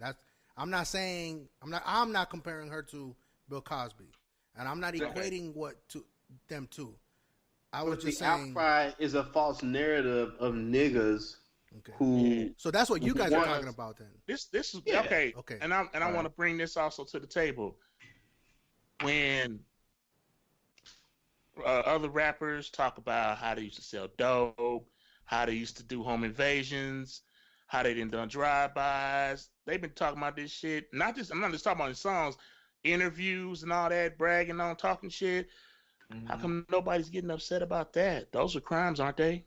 Yes, they are. There's a rapper was a YN. Why isn't anybody getting upset about that? What is it, like YN Melly or whatever? Apparently, he rapped about shooting somebody, ordering a hit on a song, and he's booked because of that. But I'll get the story here in a little bit. No, didn't he actually have his people killed though? Yeah, but he rapped about it, and so they. So yeah, but he actually committed the crime. But he committing the crime. That's an actual crime. He ordered the hit. That's a crime that can be proven. No. I'm just saying that these rappers, victims, they're telling on themselves. Frank, Jesus Christ! What? Look. No, I'm just saying that there are rappers that are telling on themselves, though. Right. We understand that. They've been doing it. I'm saying. We understand that. Why are we blowing up Twitter and everything else about them cats? I'm telling you that they have. No, they're not. On your Twitter side, dude. No. This Cardi B shit is on everything, all day, every day, every platform. That YNZ shit was on my Twitter feed too, because that nigga actually put out a hit and had niggas killed. Right, but I'm talking. But recently, like 2 weeks ago. Hold on. These people you talking about? How many of them have been nominated for a Grammy? Jay-Z's been nominated for a Grammy. Yeah, Jay-Z went to trial for that. B.I.G's been nominated for a Grammy. I mean, so it's a bunch of It's a bunch Big of died. cats. Ain't nothing we can do about Big. Biggie died. Has Rick Ross been nominated for a Grammy? Yeah, I think so. Yeah. He rapped about giving the bitch mileage. She didn't even know. Right. Oof. Okay, so maybe that's one. He ain't as big as her though. You just asked who got nominated for a Grammy, dog. I got you. I acknowledge that, and I'm saying to you, I'm not talking about the local rapper and that sort of thing. I'm talking about stars that have come out and on fucking Vlad TV interviews and everything else and talks about how grimy they were in the past. I hear where Joe's going though. Her being a bigger star is also going to increase the size of the echo chamber. I hear that too. Yeah. So I mean, if you tell on yourself on record, you subject to whatever punishment. I mean, we've seen sketch comedy about that. You know what I'm saying? Where people rap about whatever happened, and the police are taking notes on what's going on. I don't know how often that becomes a solid lead to anything, but if somebody were to come forward and have knowledge of this happening to them or to somebody else, she's already admitted a crime. Right. So Is it Bill Okay, Cosby? cool. No, it's not Bill Cosby, but there's some parallels. Cool. I'm just There are definitely some Now, parallels. if you get some accusers that come out and put it on record, not on record like, but like come out on the record and say this is what happened and blah blah blah details, I'm down with that. Yeah. But until then, I think it's all a bunch of this bullshit. Bunch of blah blah blah blah blah blah blah. Like I said, she committed a crime, but robbery ain't rape, and that's what I've been dealing with for the most part on social media. But we know niggas we know it's bullshit. But why are we talking about it right now of her? Are we talking because of what she said or what she did allegedly, or is it because of the pushback or that she got on social media about it? I think because I talked about it and brought it up because of the reach and niggas who are on my feed. Like even yeah, man. Who was my friend? I ain't gonna say his name. He got on there and like we was talking about something else. And he came out of nowhere talking about this. Matter of fact, I put up something about. I said, "Fuck Jesse." What about Tuskegee experiment? Some shit. We was talking about how fucking justice is unequal to people of color. Yeah. That was my point. And he brought her up, and I'm like, okay, nigga, I hear what you're talking about, but this ain't it. This ain't the same, dog. Right. Niggas are trying to make this false narrative of justice not being applied. When in this case, this is a 3-year-old video.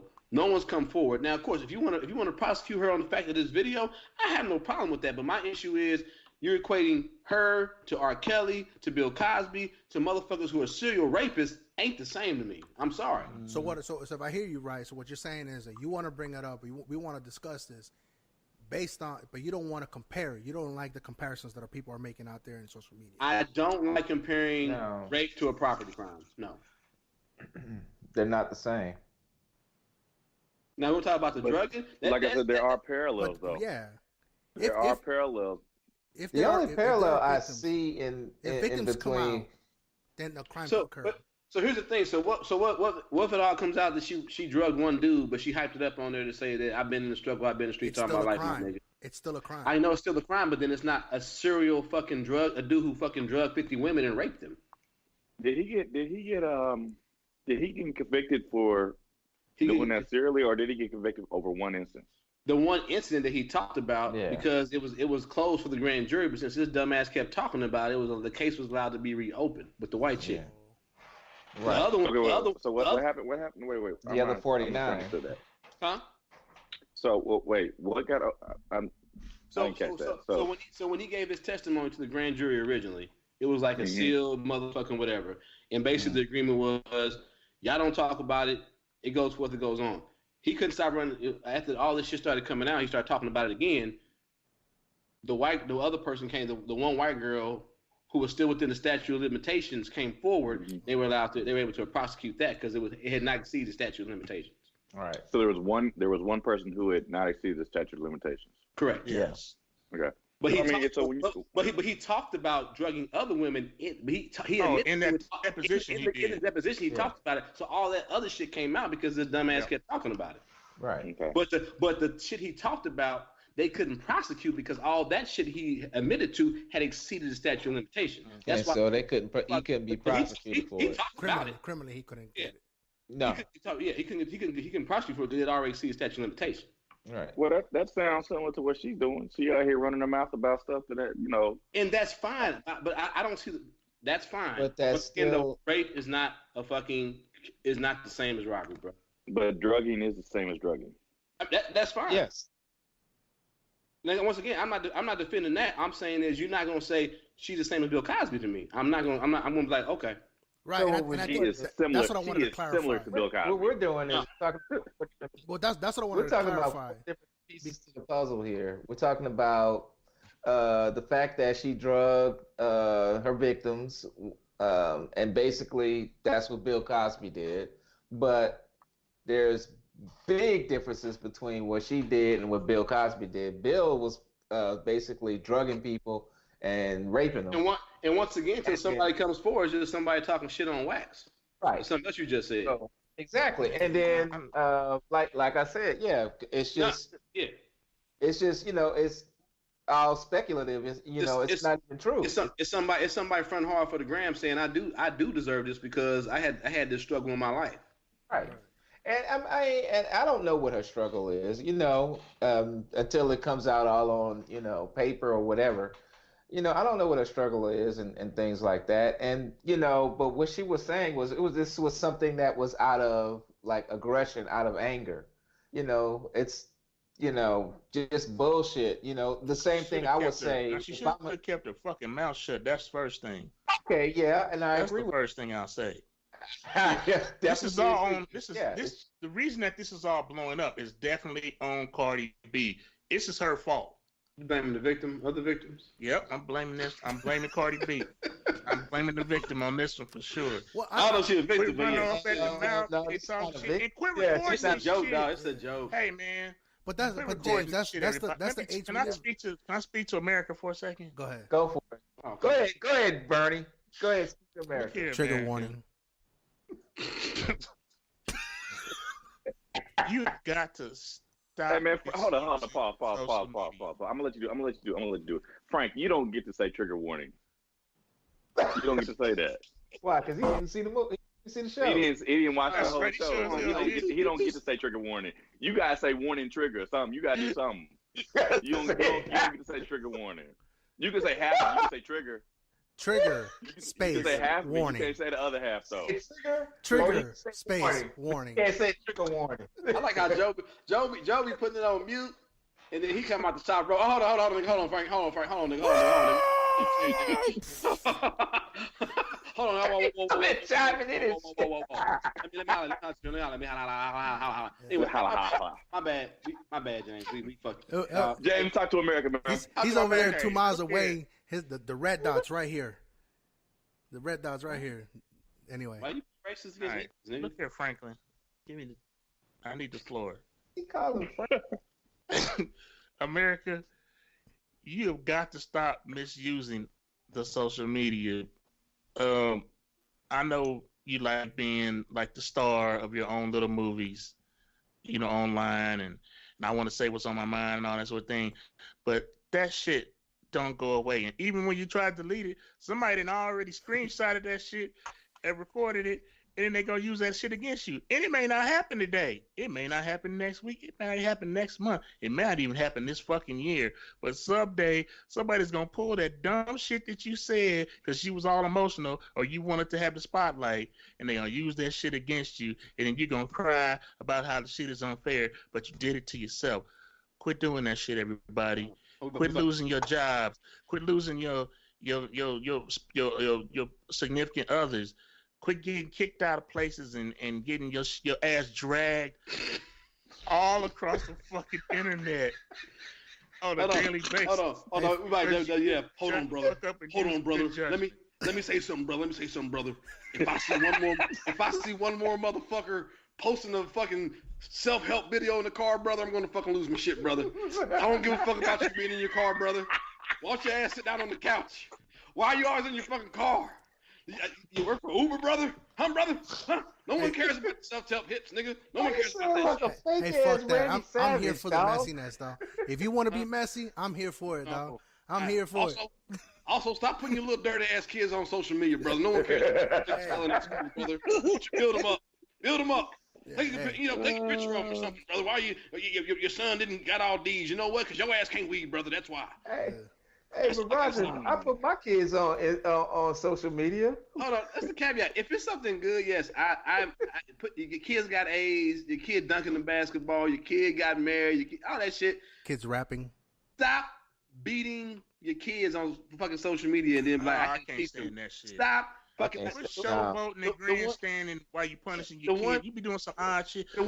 Hey. And if somebody else put a video up of them cutting their kids in that George Jefferson style haircut, one more damn time, I'm coming to whatever city you are, I'm slapping the shit at you. Damn, James on it today, yo. We're humiliating these kids, man. These kids is little. They do dumb stuff. That's what little kids do. We're humiliating them in front of the whole damn planet over the damn D they got and whatever, or because they talk shit, whatever. Stop it. About to buy a Negro Rockin' CPAC. Yes. Super pack. All right, I'm done, Francis. All right. Hey, I'm here. Hey, look, if people want to be messy on social media, I'm here for it, dog. It's their fault. Okay. I mean, I didn't make them do it. Fuck it. I'm here for the entertainment, dog. Drugging, bad. I mean, robbery, I wish they didn't do that. You know what I'm saying? I wish they didn't do that shit, but I think people are gonna keep doing it. I'm here for the messiness. I'm here for it though. So we got you, Frank. So Cardi B is equal to Bill Cosby to some people, or to some not really. I don't think that's. I don't even want to say equal. I think there's some similarities, which is a different word. No, I'm saying I'm guessing. He said to some people. He said to some people. Yeah. Some people. He did say some. I was generalizing. I wasn't saying. Oh, we know. No, I got you, Frank. My bad. Yeah. So any more on Cardi B and whatever? Yeah. No. Mm-hmm. Where we at? Moving on. Where we at? Oh shit. Speaking of putting kids on the gram, it's being messy and shit. Being messy. I don't know about being messy, but I think I don't know. Would you consider? I don't know. What say you, Joe? Do you consider this messy, or is the teacher trying to? Was it the teacher or the kid that was filming this? Another kid. I'm gonna go. I'm gonna say the teacher was wilding. Okay. But at the same time, the kid was seeking attention. I heard a lot of people. I had some colleagues of mine, some classmates of mine put it up, who are also in the profession, and I think this could have been handled differently. Okay. But so, let's watch it. Then because you're in the field. What are we talking about though? So what we're talking about is there was a young man, I think it was in a Florida school. Yeah. I mean, anytime there's something stupid going on, just pick Florida. You'll probably be right at the same time. Damn it. So anyway, kid came into class wearing a MAGA hat. The teacher was not impressed, and I think they started going back and forth about it. And the kid was claiming, First Amendment rights, and the teacher was talking about the negative connotations of MAGA hats. So, we've studied on the show before. Mm-hmm. And so he decides, if the kid's not going to do right and take the hat off in class, which Lord knows why he has a hat on in class to begin with. Yeah, I'm about to say most high schools say take your hat off in school anyway. Yeah, he gathers his whole class. It leaves the kid in the classroom, or at least threatens to. I don't know if it actually happens, but he gathers his whole class and leaves that kid in the classroom, and they go find somewhere else to have class. So it's a little bit kind of strange. So. Mm-hmm. So let's roll it. So you need to make a choice. All right? Well, I'm willing to participate and keep going with class. I don't understand what a hat has to do with it. If a you hat need to is getting in the way, somebody who can help you. if a hat is getting in the way of nearly 30 young adults, if a hat bothers you, you're putting me in a position where I'm either going to gather everybody up and go to another classroom, and you can remain here like an asshole, or you can take your hat off, or you can go talk to an AP about it. Now, what do you want to do? I can't sit here and learn. Not with that hat on. Don't we have a freedom to expression and a freedom to education? I don't care. You do not. You're not an I adult. do not, and so you're in a denying school. my rights. Choose. I'm choosing to sit here and learn. Okay. We're going to go elsewhere then. Learn. You may remain here. Here we go. The whole class is leaving because I'm wearing... Right, we are. That it is a target against you, and particularly that hat. And in a way, maybe that's why rules exist, so that when things are... So you're admitting to discriminating against a certain group of... No. You just said you're discriminating against a certain group of people. We do have rules which we push back against all the time, and we bend. And that's part of the nature of a high school. We have to constantly bend rules, all right? And part of that is the nature of who's here and why they're here. And the fact that, nothing is so steadfast that we have to be completely to the letter of it. Because it's a sort of a proving ground of seeing what works and what doesn't work and getting ready for the next steps in life. Of which, there are just moments in adult normal life where, if you do it, if you don't do it, if you're not on the page, if you're not following like the decorum of the place, you're fired, or you're not admitted. I don't get what that has to do with But it has, expressing all what I'm my saying is political my views. point is about the nature of rules. And so in this particular case, the very clearly written rule, there are no hats to be worn in school, can easily be applied to ask you to stop provoking people. I wasn't provoking people. People are coming in and calling me by the presence. They're of your provoked hat. by a hat. Yes.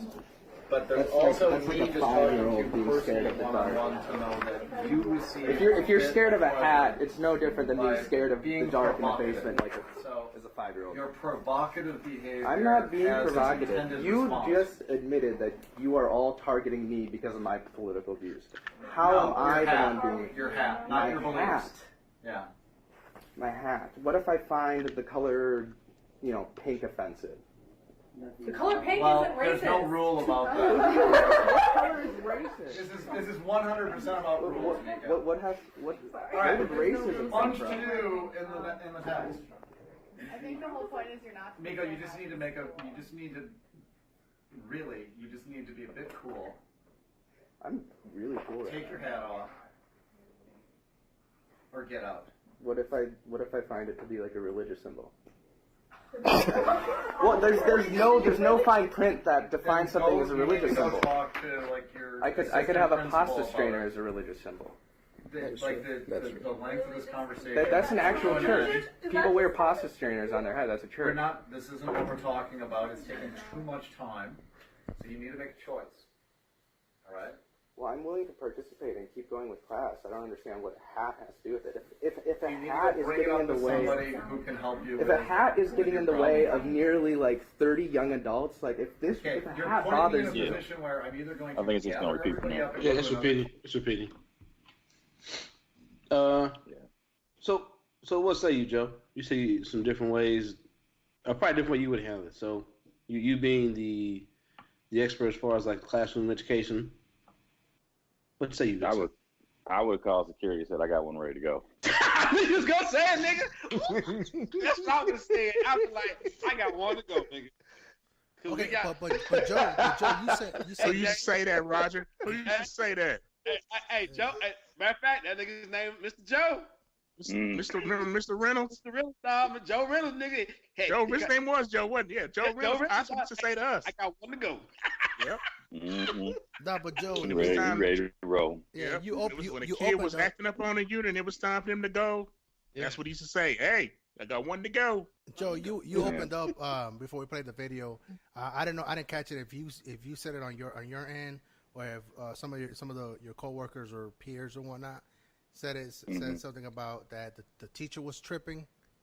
I don't know if it was your opinion or if I would not have gathered my class and brought them to another room. I would not have interrupted,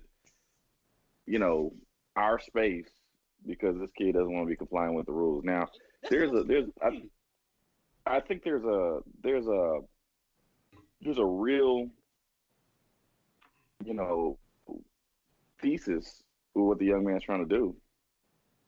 I think what the young man is trying to do is poignant. I don't agree with his stance, as been stated, on several times on this podcast. You know what I'm saying?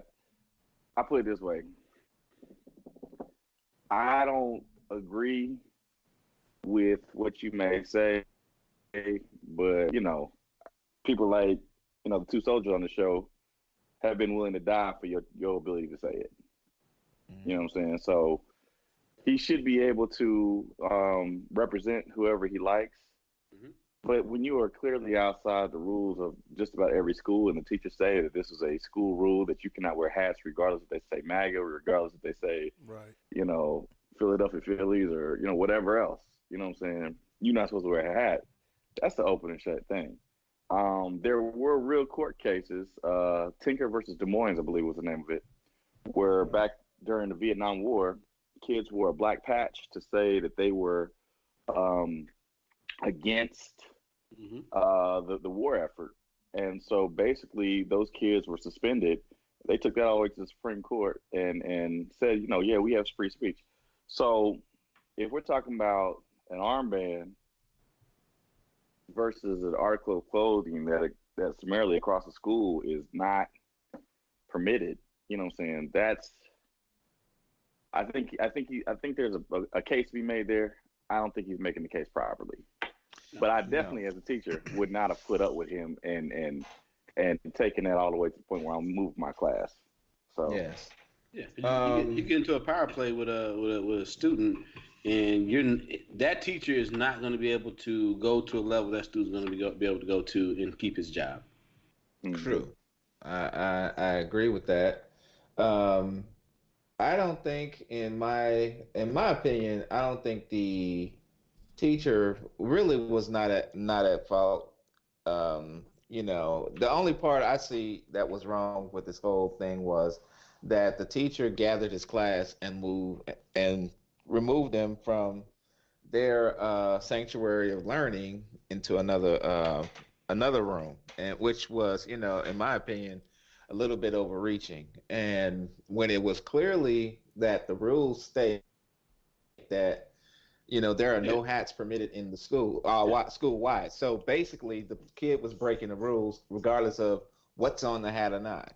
Yeah, I've been like, that's what would have been at in my class. Hey man, you take that hat off. Yeah, why? Because it says MAGA. That's it. That's the fucking rules. I ain't taking it off. Because okay. And like Joe said, I got one to go. Yep. I got time for this shit, nigga. Yeah, this really should have been about 2 minutes long. Right. The time it took for him to say no, and the time it took the security to get there. Exactly. But also, I'm not going back and forth with some kid over. No, I'm not doing it. So also the thing though is he walking around the school in that hat, and then we're also at a level now where people are so sensitive about that hat that no one wants to say anything. So we're also getting to that point too. Because if the kid, if like the other kids was screwing with or something like that, I'd be like, everybody shut up. Yeah. Leave him alone about the hat. But I'd be like, but you're not supposed to be wearing a hat in school anyway, so go ahead and take it off and let's go. And then if he can't get with that, then we just take it to the next level. But I'm not sitting there arguing with you and explaining it like I'm arguing in front of the Supreme Court or something like that. You ain't nobody, kid. Yeah. All right. What if it wasn't a hat though? What if it was a shirt? We gotta figure this out. You better turn that bad boy inside out. Now here's the question. So what you just said was you got to turn that T-shirt inside out. Right. That seems to be a violation of freedom of speech. That's it. Yeah. Joe, that's where the kid had a point. First of all, I'm gonna know the school rules anyway. I know the rules, so I have to know the rules because I have to know, how to apply these rules. You talking about a MAGA shirt? If he had a MAGA shirt, then that's. I thought you were talking about a shirt in general. You talking about but most schools have rules, don't they?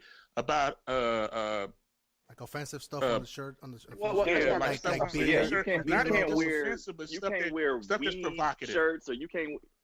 What's provocative? Making America great is provocative. No, it's not. Oh yeah. That's provocative. It's political, but by what standard? How is that provocative? Yeah. To make America the country you live in great? Nah. Come on, man. We know that's not. See, that's the stuff that he was trying to pull. That's because he's trying to reach over to the. He's trying to reach over to the across the aisle. Nah, he's playing devil's advocate. I am. But I'm saying this is what I'm saying. But as a history teacher, as a person who's taught about social studies, I'm saying to you, the kid has a right to free speech. If he was in the bounds of the school rules. I agree with you, Joe. I agree with Joe on this one because if it was he's not talking about shirt. Teachers used to tell me this is not a democracy. Right. This is dictatorship. I run this classroom, you don't. I live by it. And I think the teacher you went to Catholic school, man. That's because you went to Catholic school. That's why you used to get swatted with rulers and brought back to the back room for tutoring. Oh, no, but the teacher. I think the teacher made a point. That was the mother kids. That wasn't you. That wasn't me. I think the teacher made a point to right to clarify and specify that it's not necessarily about the MAGA hat logo. It's about the school having a rule against wearing a hat and him But enforcing. But he got deep into it and then showed his bias by. The thing is, he did show his bias. He did show his bias. Against the hat. He should have just said, because now he's on camera showing his bias.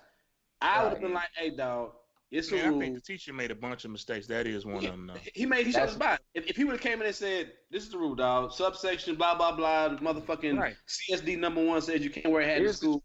It's a dress code. It's a red hat. You want one of these fucking gang members, motherfucking knock your block off? I'm trying to protect you, son. Take your hat off. I wouldn't have said nothing about no red hat. I wouldn't have said nothing. It's a hat. No, I'm just saying he showed bias about the man. When you go above and beyond with you was trying to dress it up. Don't dress it up. Lay it flat. It's a hat. It's not allowed in school. Then he'd have been completely in the right. But the problem is he engaged the young man. He showed his bias. Let the kid drag you in the mud. I was making a whole number one, you let somebody videotape it. I don't know why somebody got their phone out videotaping in your classroom. Well, that's number one, because that shouldn't be allowed. He was hiding the phone, though. He can't have that bitch. Fine, but what I'm saying is when you engage the kid, you gave him ground to go ahead and talk about what he want to talk about and spin it the way he wanted to spin it, which he had a point. He had real points. He had a great point, and I agree. I was making a bad joke. I would have just left it at, hey, no hats in school. Take that off, please. Yes, that's all it would have been. That's all it should have done. But hold on. So, hold on. The kid had it, man. The kid pulled like the Jedi mind trick on his ass. Yeah, because if this was like a sports team whatever. There's no hats in school. No hats in the school, man. No. Ain't no hats. No. It's still a discussion. No hats in school. If you notice, I don't care if your mama's on the hat. Hold on. If you notice something though, he was the only person with a hat on in that class. Yep. Yeah. So I'd have been like, teacher said, you notice no one else has a hat on. Could you please take it off? Everyone is following the rules. This is my second warning for you. He let it become more than about the hat. Yeah. As we said, he showed his hand, and the kid was like, "Gotcha, bitch. I got you, kid." Yeah. So what I'm asking, I'm going back to it. If it had been a MAGA shirt rather than a MAGA hat, I need to know what the rules are on shirts. Yeah, I need to know too because I know there's not a no shirt rule because that would feel inappropriate. Yeah, no shirt, no shoes, no service. You're not allowed to wear shirts. No shirt. I wouldn't be a teacher. Nigga ain't wearing pants because y'all probably say shit about pants, nigga. now there are rules. There are rules against wearing provocative stuff. So now when you say provocative, we gotta define that. So if you're talking about provocative as in shit like that, you can't wear nothing that glorifies drugs or violence or sex or that type of thing. Those things are not permitted. But what I'm saying is, if you're talking about, we teach political advocacy in school. Mm-hmm. If I'm being politically active and I'm stating that my chosen candidate is the one I prefer, and I walk into a teacher's class who does not agree with that and does not agree for that for firm reasons that have to do with, the connotations around that shirt, but I'm still wearing a shirt and it's not a hat. How would y'all deal with that? That's what I'm saying. If it's a shirt, I would not say anything. And it's not, if the shirt is not a violation of the school rules, can't say anything. Then I'm just gonna tell everybody else to shut the fuck up, and so we can have class. Yeah. And I don't want to hear nothing else about the damn shirt. We having class. Okay. And then I'll start throwing. I don't give a fuck what kid it is, man. I don't care what your political affiliation is. If you fucking my class up, you got to go. Right. You can wear Obama drawers. I don't care.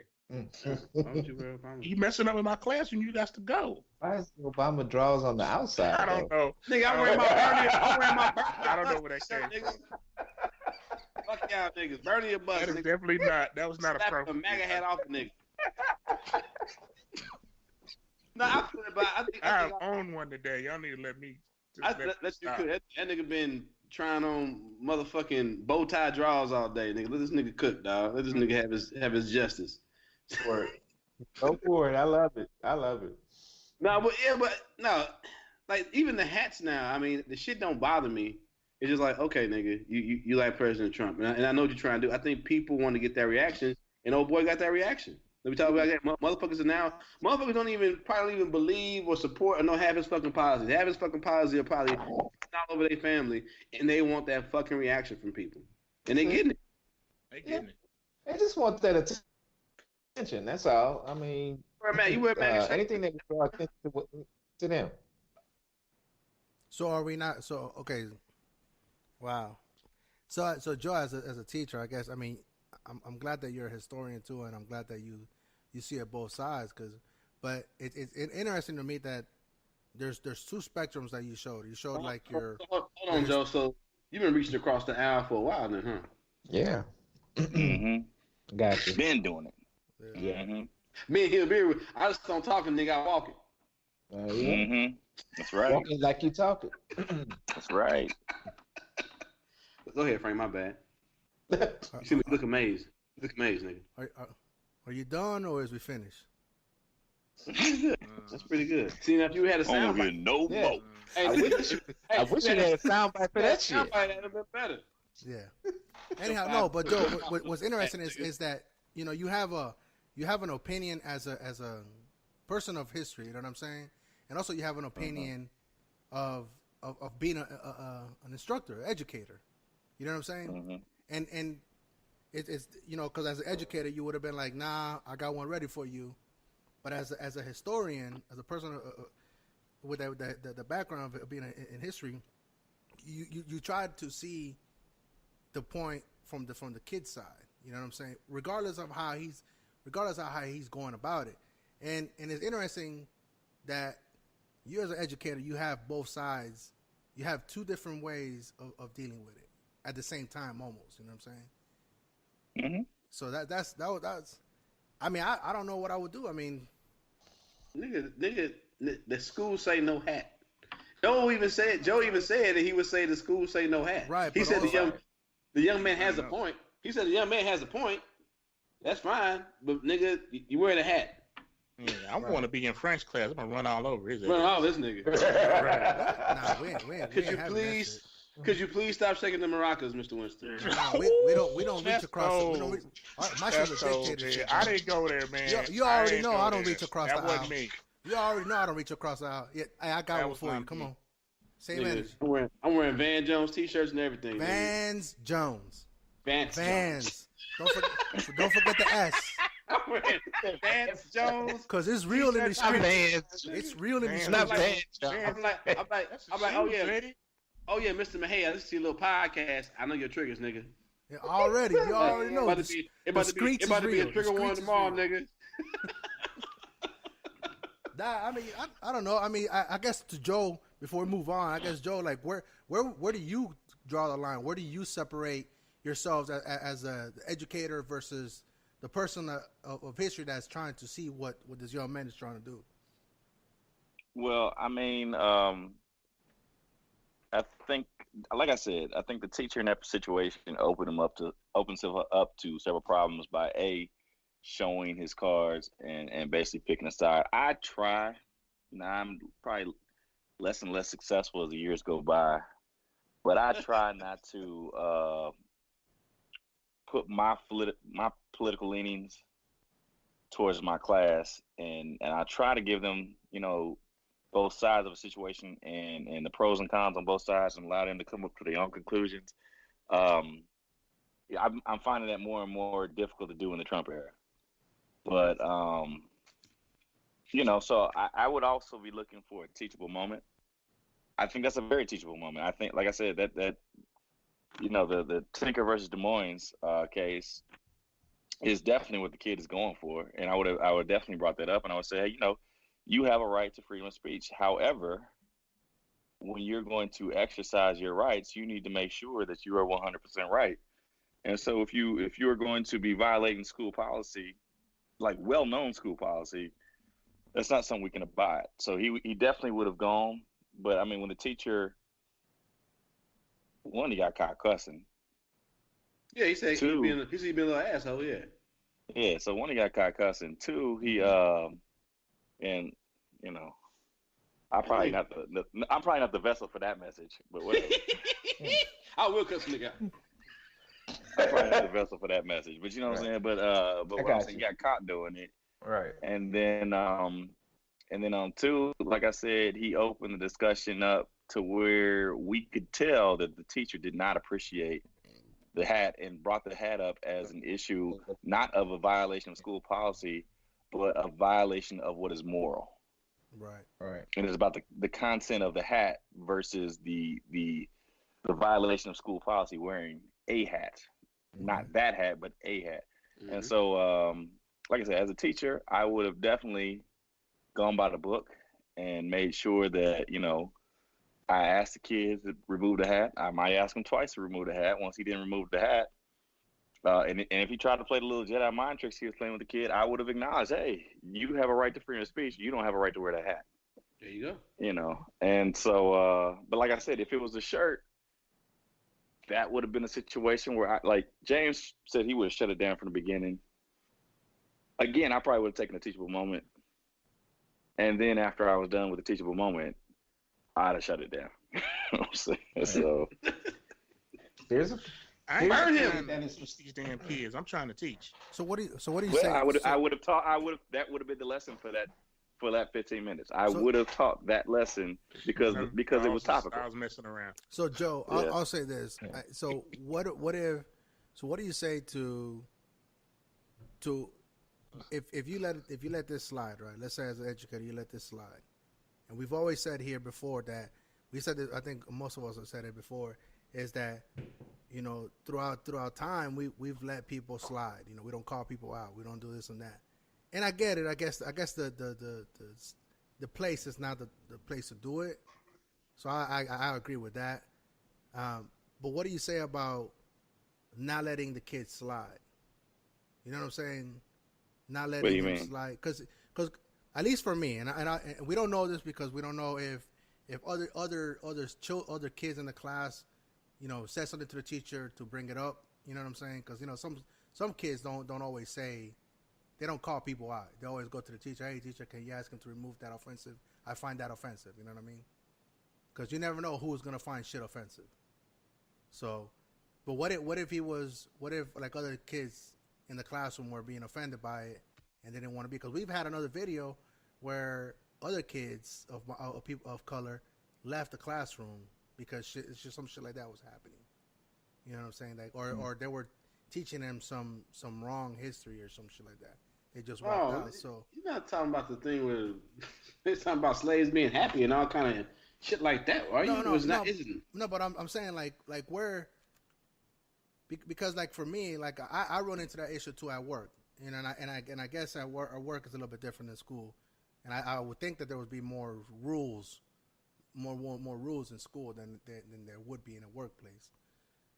Like, we can't come in with fucking Budweiser shirts on, or if you wear a MAGA, like if you wear like something of saying, hey, I'm a Democrat, like even though it's not offensive, we're not supposed to show. You work for the federal government. You're not work for the federal government. Yeah, so you're not supposed to have right doing company time. But a lot of companies have that political political verbiage in their policy of what is it? And if it's a company, I agree with that. Yeah. But we're talking about a school, and that's a different paradigm. Yeah. I think kids are allowed to have free. Yeah, I think they're allowed to push boundaries. I think sometimes I encourage them to push boundaries. Because I mean that's how we get the agents of change for tomorrow. Yeah. You know what I'm saying? That's how you get the AOCs of the world. You know what I'm saying? It's not the same, but back when I was in 8th grade, went to Smith Hill Middle School, they had a rule that boys could not wear shorts. Right? You couldn't wear shorts, and this is a school that did not have central air. They had the big window units, whatever. So it's hot as fuck. But girls were allowed. The girls did. I'm not disrespectful. Girls were allowed to wear skirts as long as they're below the knee. And I'm like, what's the difference between a skirt and a fucking shorts besides several inches of fabric, correct? Mm-hmm. So one day, 30 or 40 of my friends, we all wore skirts to school. Next year, they changed the policy and the rule to our boys wear shorts because we pushed the boundary. Yeah. It's not the same, but sometimes you gotta. Did it cause disruption when 30 especially talking about 19 motherfucking 90, 91, whatever the fuck that was. Yeah. When 30 fucking 13, 12-year-old boys got off the bus wearing their mama's skirts, of course it caused fucking confusion and noise, but they changed the policy. Mm-hmm. Mm-hmm. So they should not change the policy about hats. I don't think that's going to be it. No. If you're talking about, I'm saying though, if there was a policy in a school against MAGA hats, there'd have to be a blanket policy against all political, attire. And part of the purpose of school is part of the original reason why school was formed. If you go back and study Dewey and people like that, you'll see that we're trying to get an informed citizenry. So, it's not so that you can learn math, so you can, learn science, It's so that we as a community can have informed workers come into our places of employment, so we can have informed people go to the and participate in our democracy. You know what I'm saying? So if we're encouraging people to be a part of the democracy, it would be counterproductive to tell them blanketly, do not show who you are in terms of your political leanings because, we want you to think one particular way or whatever. You know what I'm saying? So I don't see how you could ban a MAGA hat. We know that MAGA hats are offensive. I could definitely see a MAGA hat, and then I can target and I say, okay, well, this kid right here looks like he's looking for trouble. Right. And I can scrutinize that kid and say, okay, well, when this person starts doing the behavior that we've associated with MAGA hat wearers, then, okay, I'll say, hey, well, no, now he's in violation of this policy. Yeah. He's taunting people. Oh, so you know what I'm saying? He's inciting. So you don't have a problem with the hat itself. You have anything that comes, any actions that come. No, I have a problem with the hat, but I can't come up with a policy to keep people out of it. Okay. All right. I hear you. Yeah. So what I'm saying is, if you're going to reveal yourself, who you are, I'm going to pay attention. I'm going to listen to you. Yep. You're telling me this is who you are, so now I'm listening. You have my attention. And so when you are engaged in behaviors that we have deemed antisocial, as we have seen many MAGA hat wearers do, I'm going to pay attention, and then I'm going to be looking for that violation. Yeah. And I'll tell you this. That's a good point, because here we have a 3 or 4 minute video. We don't know what happened before, if there's history with this kid. You know what I'm saying? If maybe this. Well, it's probably that teacher probably has been, grandstanding about his political leanings, and the kid probably decided. Yeah, the kid probably decided, I'm gonna come out here and I'm gonna say what I gotta say about it. Yep. Hey man, videotape this because it's about to go down. Yeah. Got to get this simple Simon nigga's ass. Yeah. Hey. Speaking of grandstanding, how about them Royals? How about them? First place Royals. Undefeated. The Royals. last undefeated team in the American League. Is that right? Yep. Wow. Yeah. I got another one for you. The last time they started out 2-0? Wait. 2015. Championship year. Championship year. Time to get another ring. Ring time. Magical season. Hey, I won't talk. We talk about the makeup of the Chiefs and that type of stuff. I'm gonna do that real quick on the Royals.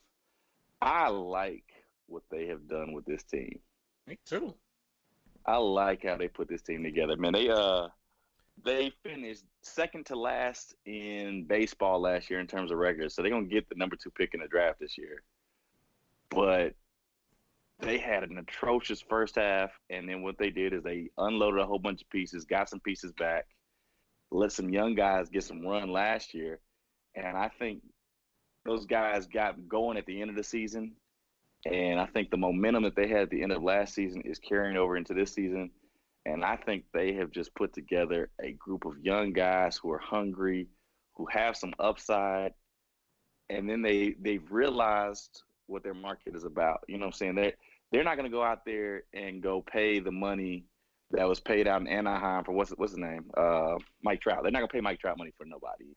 They're not going to pay Manny Machado money. They're not going to pay or what's his name out in Philly? Bryce Harper money. They're not going to pay Bryce Harper money to nobody. So what they've decided to do is they're not going to go after those players. What they're going to do is and this is what won them the World Series in 2015, and really what won them in '85 too. They're going to play with speed and defense. Those commodities never take a day off. and those commodities come cheap compared to those big bats. So they're gonna get out there. They're gonna get a man on, get him over, get him in. Yeah, and that's what they back emphasizing again. Get on, just get on. If you get on base, play small ball. Yeah, get on base. Steal some bases, put some pressure on the pitching and the rest of the defense, and things start happening for you. Because that's what won it for them before. Because before those guys, they didn't strike out. They always put the ball in play. They always put pressure on you, and that's what the thing. You can never take a break. They weren't looking for They got home runs, but they weren't looking for home runs. And that's what made them successful is that constant pressure that they put on the pitching and the defense, and that's what they're doing so far. Yeah, so I'm up because I remember those 2 years that they went to the World Series back to back, and I did saw because I was here stationed at Fort Riley, and I saw that even in 2000, 2002, 2003, 2004, they were building not necessarily the professional team, but they were building the actual farm system itself from the ground up. Mm-hmm. They had to go back. They saw what the Florida Marlins did that won them in '99. That won them there's no real big name. I mean, well, no, the Bobby Bonilla's and all that shit. They're still paying for it, but after that, they had all their talent was built in internally instead of going after a trade or a big name or a big dollar signing. You know what I'm saying? And I think that's what the Royals did in 2003, 2004. It was always that next year. We're building for next year. We're building for next year. I think for 4 or 5 years, that was the campaign until finally you had Salvi, you had the third baseman, and then you had the first baseman. I forgot Hosmer. And then you had Gordon. Just go name and then you had Kane. You don't know about Kane. You had niggas pitching. You had one nigga catching the ball from the pitcher. No, you had niggas swinging the bats. But that's what the Royals did. All those players came. Yeah, niggas in the bullpen. They was in the bullpen because all those players came internally. I think with the exception of Kane, because he got acquired from the Bucks, and the Royals decided to let go of their number one prospect to the Tampa Bay to get him 2 pitchers and some money. They were able to.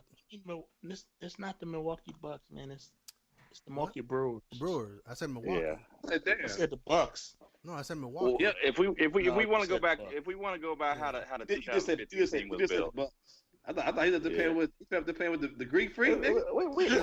No, and I think the Royals. I think the Royals are. That's what they're doing again. That's what they're doing again, and I like seeing that shit. You know what I'm saying? Build it from within. You know what I'm saying? You got a farm system. Might as well use it. You know what I'm saying? So. Yeah, I don't think they're. They're not. So a long time, what the Royals did is they tried to do that, but they really didn't have an ownership group. They were really owned by some little board of trustees after Ewing Kauffman died, and there was really no direction going on. Then Glass bought the team, and he was trying to disprove, that money was necessary in baseball, and he spent a whole bunch of time being, Mr. Scrooge in terms of paying people, and he was trying to prove that the economics of baseball were out of whack. And then I think he got over that, and he went ahead and hired Dayton Moore. And so Dayton Moore was somebody who came from the Atlanta organization. Atlanta had a wildly successful run in the 90s. Unfortunately, only resulting in one championship, but they were perennially winning their division. They were the Jayhawks. How the Jayhawks do in the Big 12. That's how the Braves were in the 90s in baseball. Yeah, they were always contending. They were always contending. Always. Yeah, they constantly won their division. Compare the two, man, this is like the same kind of thing, Yeah. But this is year one though. So you're looking at probably year 2. No, I'm not in year. No. I'm backing up. No, this is like 2000. I'm gonna say about 8-ish, maybe a little bit before that. You know what I'm saying? Oh, when they brought Dayton Moore in. Yeah, when they brought Dayton Moore in. Something and so from there, they had already Alex Gordon was already in the system. Billy Butler was already here. And there was Luke Hochevar was, I think, on the way too. But Dayton Moore basically put an emphasis on, like you said, building the farm system up and they supplemented with some other pieces. And eventually, like you said, there were some big trades. Zach Greinke was somebody that we had and had won the Cy Young, but he wasn't happy being here. And the economics of baseball. Matter of fact, when we talk about highly paid people, Zach Greinke is had until Trout the highest average annual pay for anybody. He was bred by the Royals, but there was no way we were going to keep him. So yes, we were able to trade him and flip him back from the Brewers for a Lorenzo Cain, Alcides Escobar. Yeah, you know what I'm saying. And those were big pieces. He's now a right fielder out in San Diego. Not Mitch Meyer. He's the first base coach. I forgot who you're talking about, but yeah, the first base prospect. We traded him to Tampa Bay along with some others. No, not Hosmer. Not Hosmer. He's playing with Hosmer. Yeah, Will Myers is. Will Myers. There you go. We traded, and we were all upset about Will Myers being traded away because we thought he was going to be the savior of the franchise. I knew. But we were able to get back a starting pitcher who got us going. We got James Shields, and we got Big Game James, but we got Wade Davis. Wade Davis was like the sleeper in that one because we thought he was just going to be a throw-in. Right, because he was just like a below-average pitcher, starting pitcher. And so what they did is they said, okay, look, he's not doing it in the starting pitching, but we see potential in his arm. Let's see if his stuff picks up if he goes to the bullpen. And he just became an assassin out there. Yeah, he did. And so him and Kelvin Herrera, whatever his name is. Yeah, dude, they had like 5 closers. They had like every day they were putting out like 4 or 5 They had legitimately 4. Yeah. Say again. Like I think every day basically the way they had that set up. The way they had that set up, man, is the starter had to get through 5 innings, and if we were up with 5 innings, the game was over. Yeah. Mm-hmm. The game was over. So what this team is trying to do is they're trying to recreate that. They haven't gone through the extensive rebuilding process that team went through, but I like the bats they have, and what they've really done is they said, okay, we can afford speed. We have speed. Let's get all the speed. And so they went out. We had the stolen base champ from last year. So what they did is they went out, and not only did we have a stolen base champ, he already knew that our shortstop. They talking about this shortstop the way they talk about the Chiefs quarterback, man. Like they talk about Patrick Mahomes. What's his name? Mondesi. They talking about Mondesi like Alberto or whatever he's going by these days. He goes by his middle name. But they talking about him like he's the next big thing, and he's probably going to be at least a 20-20 guy, if not 30-30. And the only thing stopping him from being a 40-40 guy is going to be the home runs because this dude's going to take the world by storm in terms of stolen bases. Got all the speed in the world. First opening day, 2 triples. You know what I'm saying? And then they went off and got the fastest man in baseball out of Cincinnati to add to that to play center field. So they're going to have 3 of the best stolen base guys in baseball. And then on top of that, they got a guy who's probably faster than all of them coming off the bench. So they trying to corner the market on speed. They trying to be like the, the 84, 85 Cardinals. Mm-hmm. And so I just really like the direction they headed, man. I think they got young, controllable talent that can hit, along with some speed, some defense. I don't want to go off crazy and talk about this is the World Championship year, but I mean, why not? Crazier things have happened. I say if they could survive. I say if they could survive the Central Division, if they could take the Central Division, right? I think they'll be contenders. Mm-hmm. I think they'll be legit World Series contenders. If they're flirting with the wild card, it's gonna be hard to see them pass a wild card game. You know what I mean? Well, in 2014, they were in the playing game, and then they won 11 games straight. But we just said what that team makeup was, though. I mean, they had that pitching, and you said the 5th inning. I think Nate Yost was like, "Yo, if you get me to the 4th, I got 2 other pitchers." But here's the thing: they didn't have that pitching until they had that pitching. There's no reason why this team couldn't develop that. They had big game Shields, though. They had big game James Shields. Dude, let me tell you about opening day. We ran out there a dude named Keller. Keller was a Rule 5 draft pick last year, meaning that he was in the Arizona organization, and they didn't even want to put him on the 40-man roster. That's how highly they thought of him. They didn't think he was one of the top 40 players. They basically released him. We drafted him at the winter meetings, and as a stipulation, he has to stay on our roster the whole year. Not only so he gets scholarship basically to be on the 25-man roster. All he got to do is stick around. You know what I'm saying? He didn't even have to get in games. He just can't be demoted. He graduated from being a guy just in the bullpen to being a steady, productive member of the bullpen, to the point where they was like, nah, we're going to throw this boy in a rotation. The next year, this dude is starting on opening day as our ace. The dude's 23 years old. And with every, B-2 bombers flying overhead, everybody cheering, all the emotion that goes along with opening day, this dude threw BBs for 7 innings. I mean, the pitching could definitely evolve. I mean, I think it could happen, man. And I like what they did with the bullpen.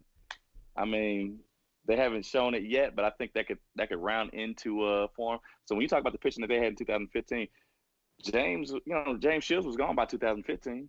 The starters weren't the deal. The starters weren't the deal in that 2015 run. It was the back of the bullpen. Yeah, it was. And they've got some relievers. Arms back there. It was all about the relievers. They've got the starters were good enough to get us to the 5th. Yeah. I think the pitchers they got right now are young, controllable, have upside. I think they could be that good. And if Dayton Moore does like he's been known to do and build a bullpen, I'm not putting it past them to go ahead and push for the Central. Well, there you have it. There you have it, folks. Royals Talk with James and Joe and a little bit of Frank. So I know I'm not gonna get to talk Royals again until they're in the playoffs. We'll give you time. I don't know. Same energy, bro. Same energy. Oh no, it'll give you time. Doc. I mean, there is 162 games, though. 160 games. So. Niggas need time. Unless it's something crazy, you'll see. Yeah, I'm chill. Well, okay. We talk Chiefs. We talk Chiefs. Oh no, that's why I said no. We would definitely talk about the Royals for sure. I mean, and that's. Anybody want to talk about Missouri basketball? Whoa. What about Florida State? What they doing? They at home too? Ooh, they're at home now. They're at home now. Yeah, are they at home? Yeah, they're at home now. Are they at home? Are they watching the game? Yes. How many times do you want me to say it? I wanted to make sure. Did you guys dance? Well, hold on, Doc. Wait a minute, you a Florida State fan, so football season, you was real quiet, nigga. What we talking about? Oh no, I was. Hold on. Let's be real clear. Frank was talking that Florida State basketball stuff online, and I told him point blank, name 3 players without Google. Don't BTS. And I said, start naming out numbers. Hold on, Joe. 5, 16, hold on, Joe. Hold on, Joe. One of the most prominent centers in the NBA. This nigga didn't even know his kid played for Florida State. Nope, no shame in my game. I don't know. And Sam Cassell's son, you said, right? No, Sam Cassell's son, yeah. I knew Sam Cassell's son. If Mutombo's son played for Mizzou, nigga, y'all would fucking know about it. Y'all hear about that. James would be on this motherfucker. Hey, y'all know who we got Mutombo's for, right?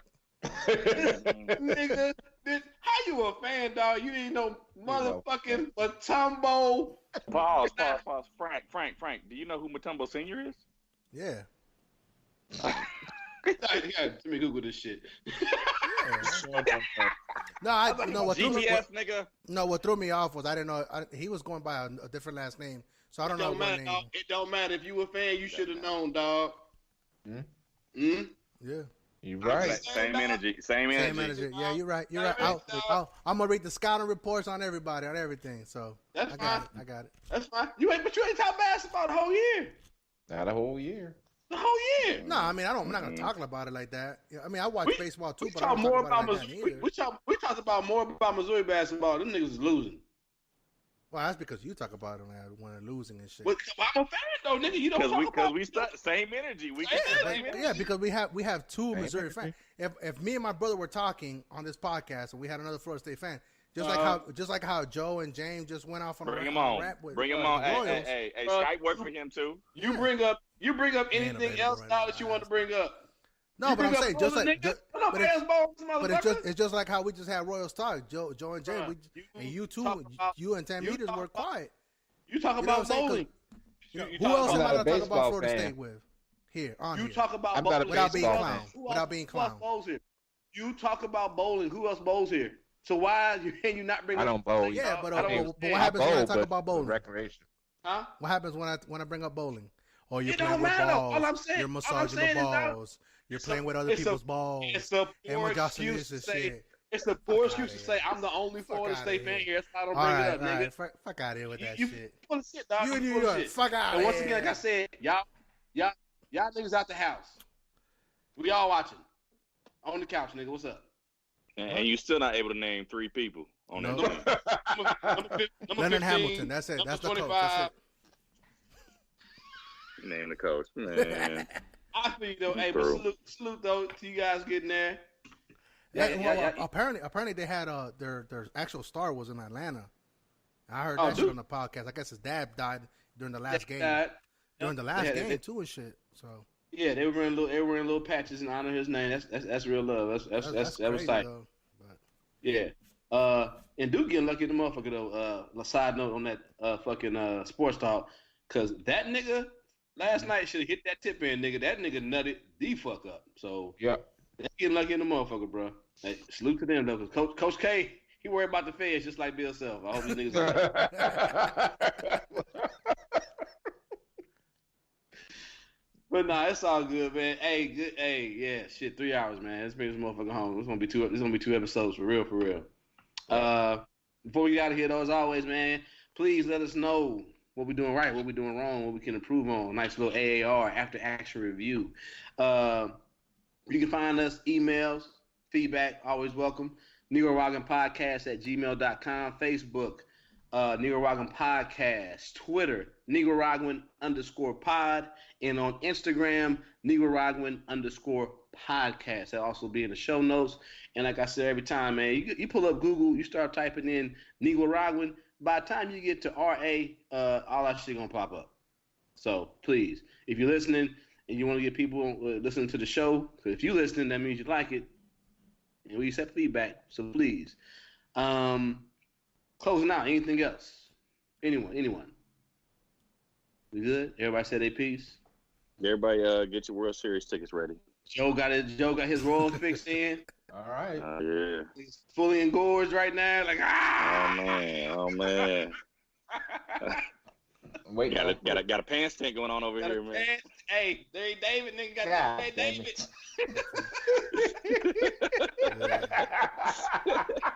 David, nigga. Oh yeah. Once again, man, thank everyone out there for your time. We appreciate you listening. Nicaraguan Podcast, I-70 Connect, 10 meters, the Brothers of Doom, Joe, Jeff, James, 10 PSIs. I am the KC. 10. He got cut it. He got demoted. That's all you. Damn. Hey, when that woman said he was 5'11", then I gotta subtract something. Whatever, dog. I looked at that lady. I looked at her like, you stupid, dog? Like, 5'6", huh? Yeah, nigga, her abacus is broken, nigga. But my bad. 30 PSIs. I'm the KC Store.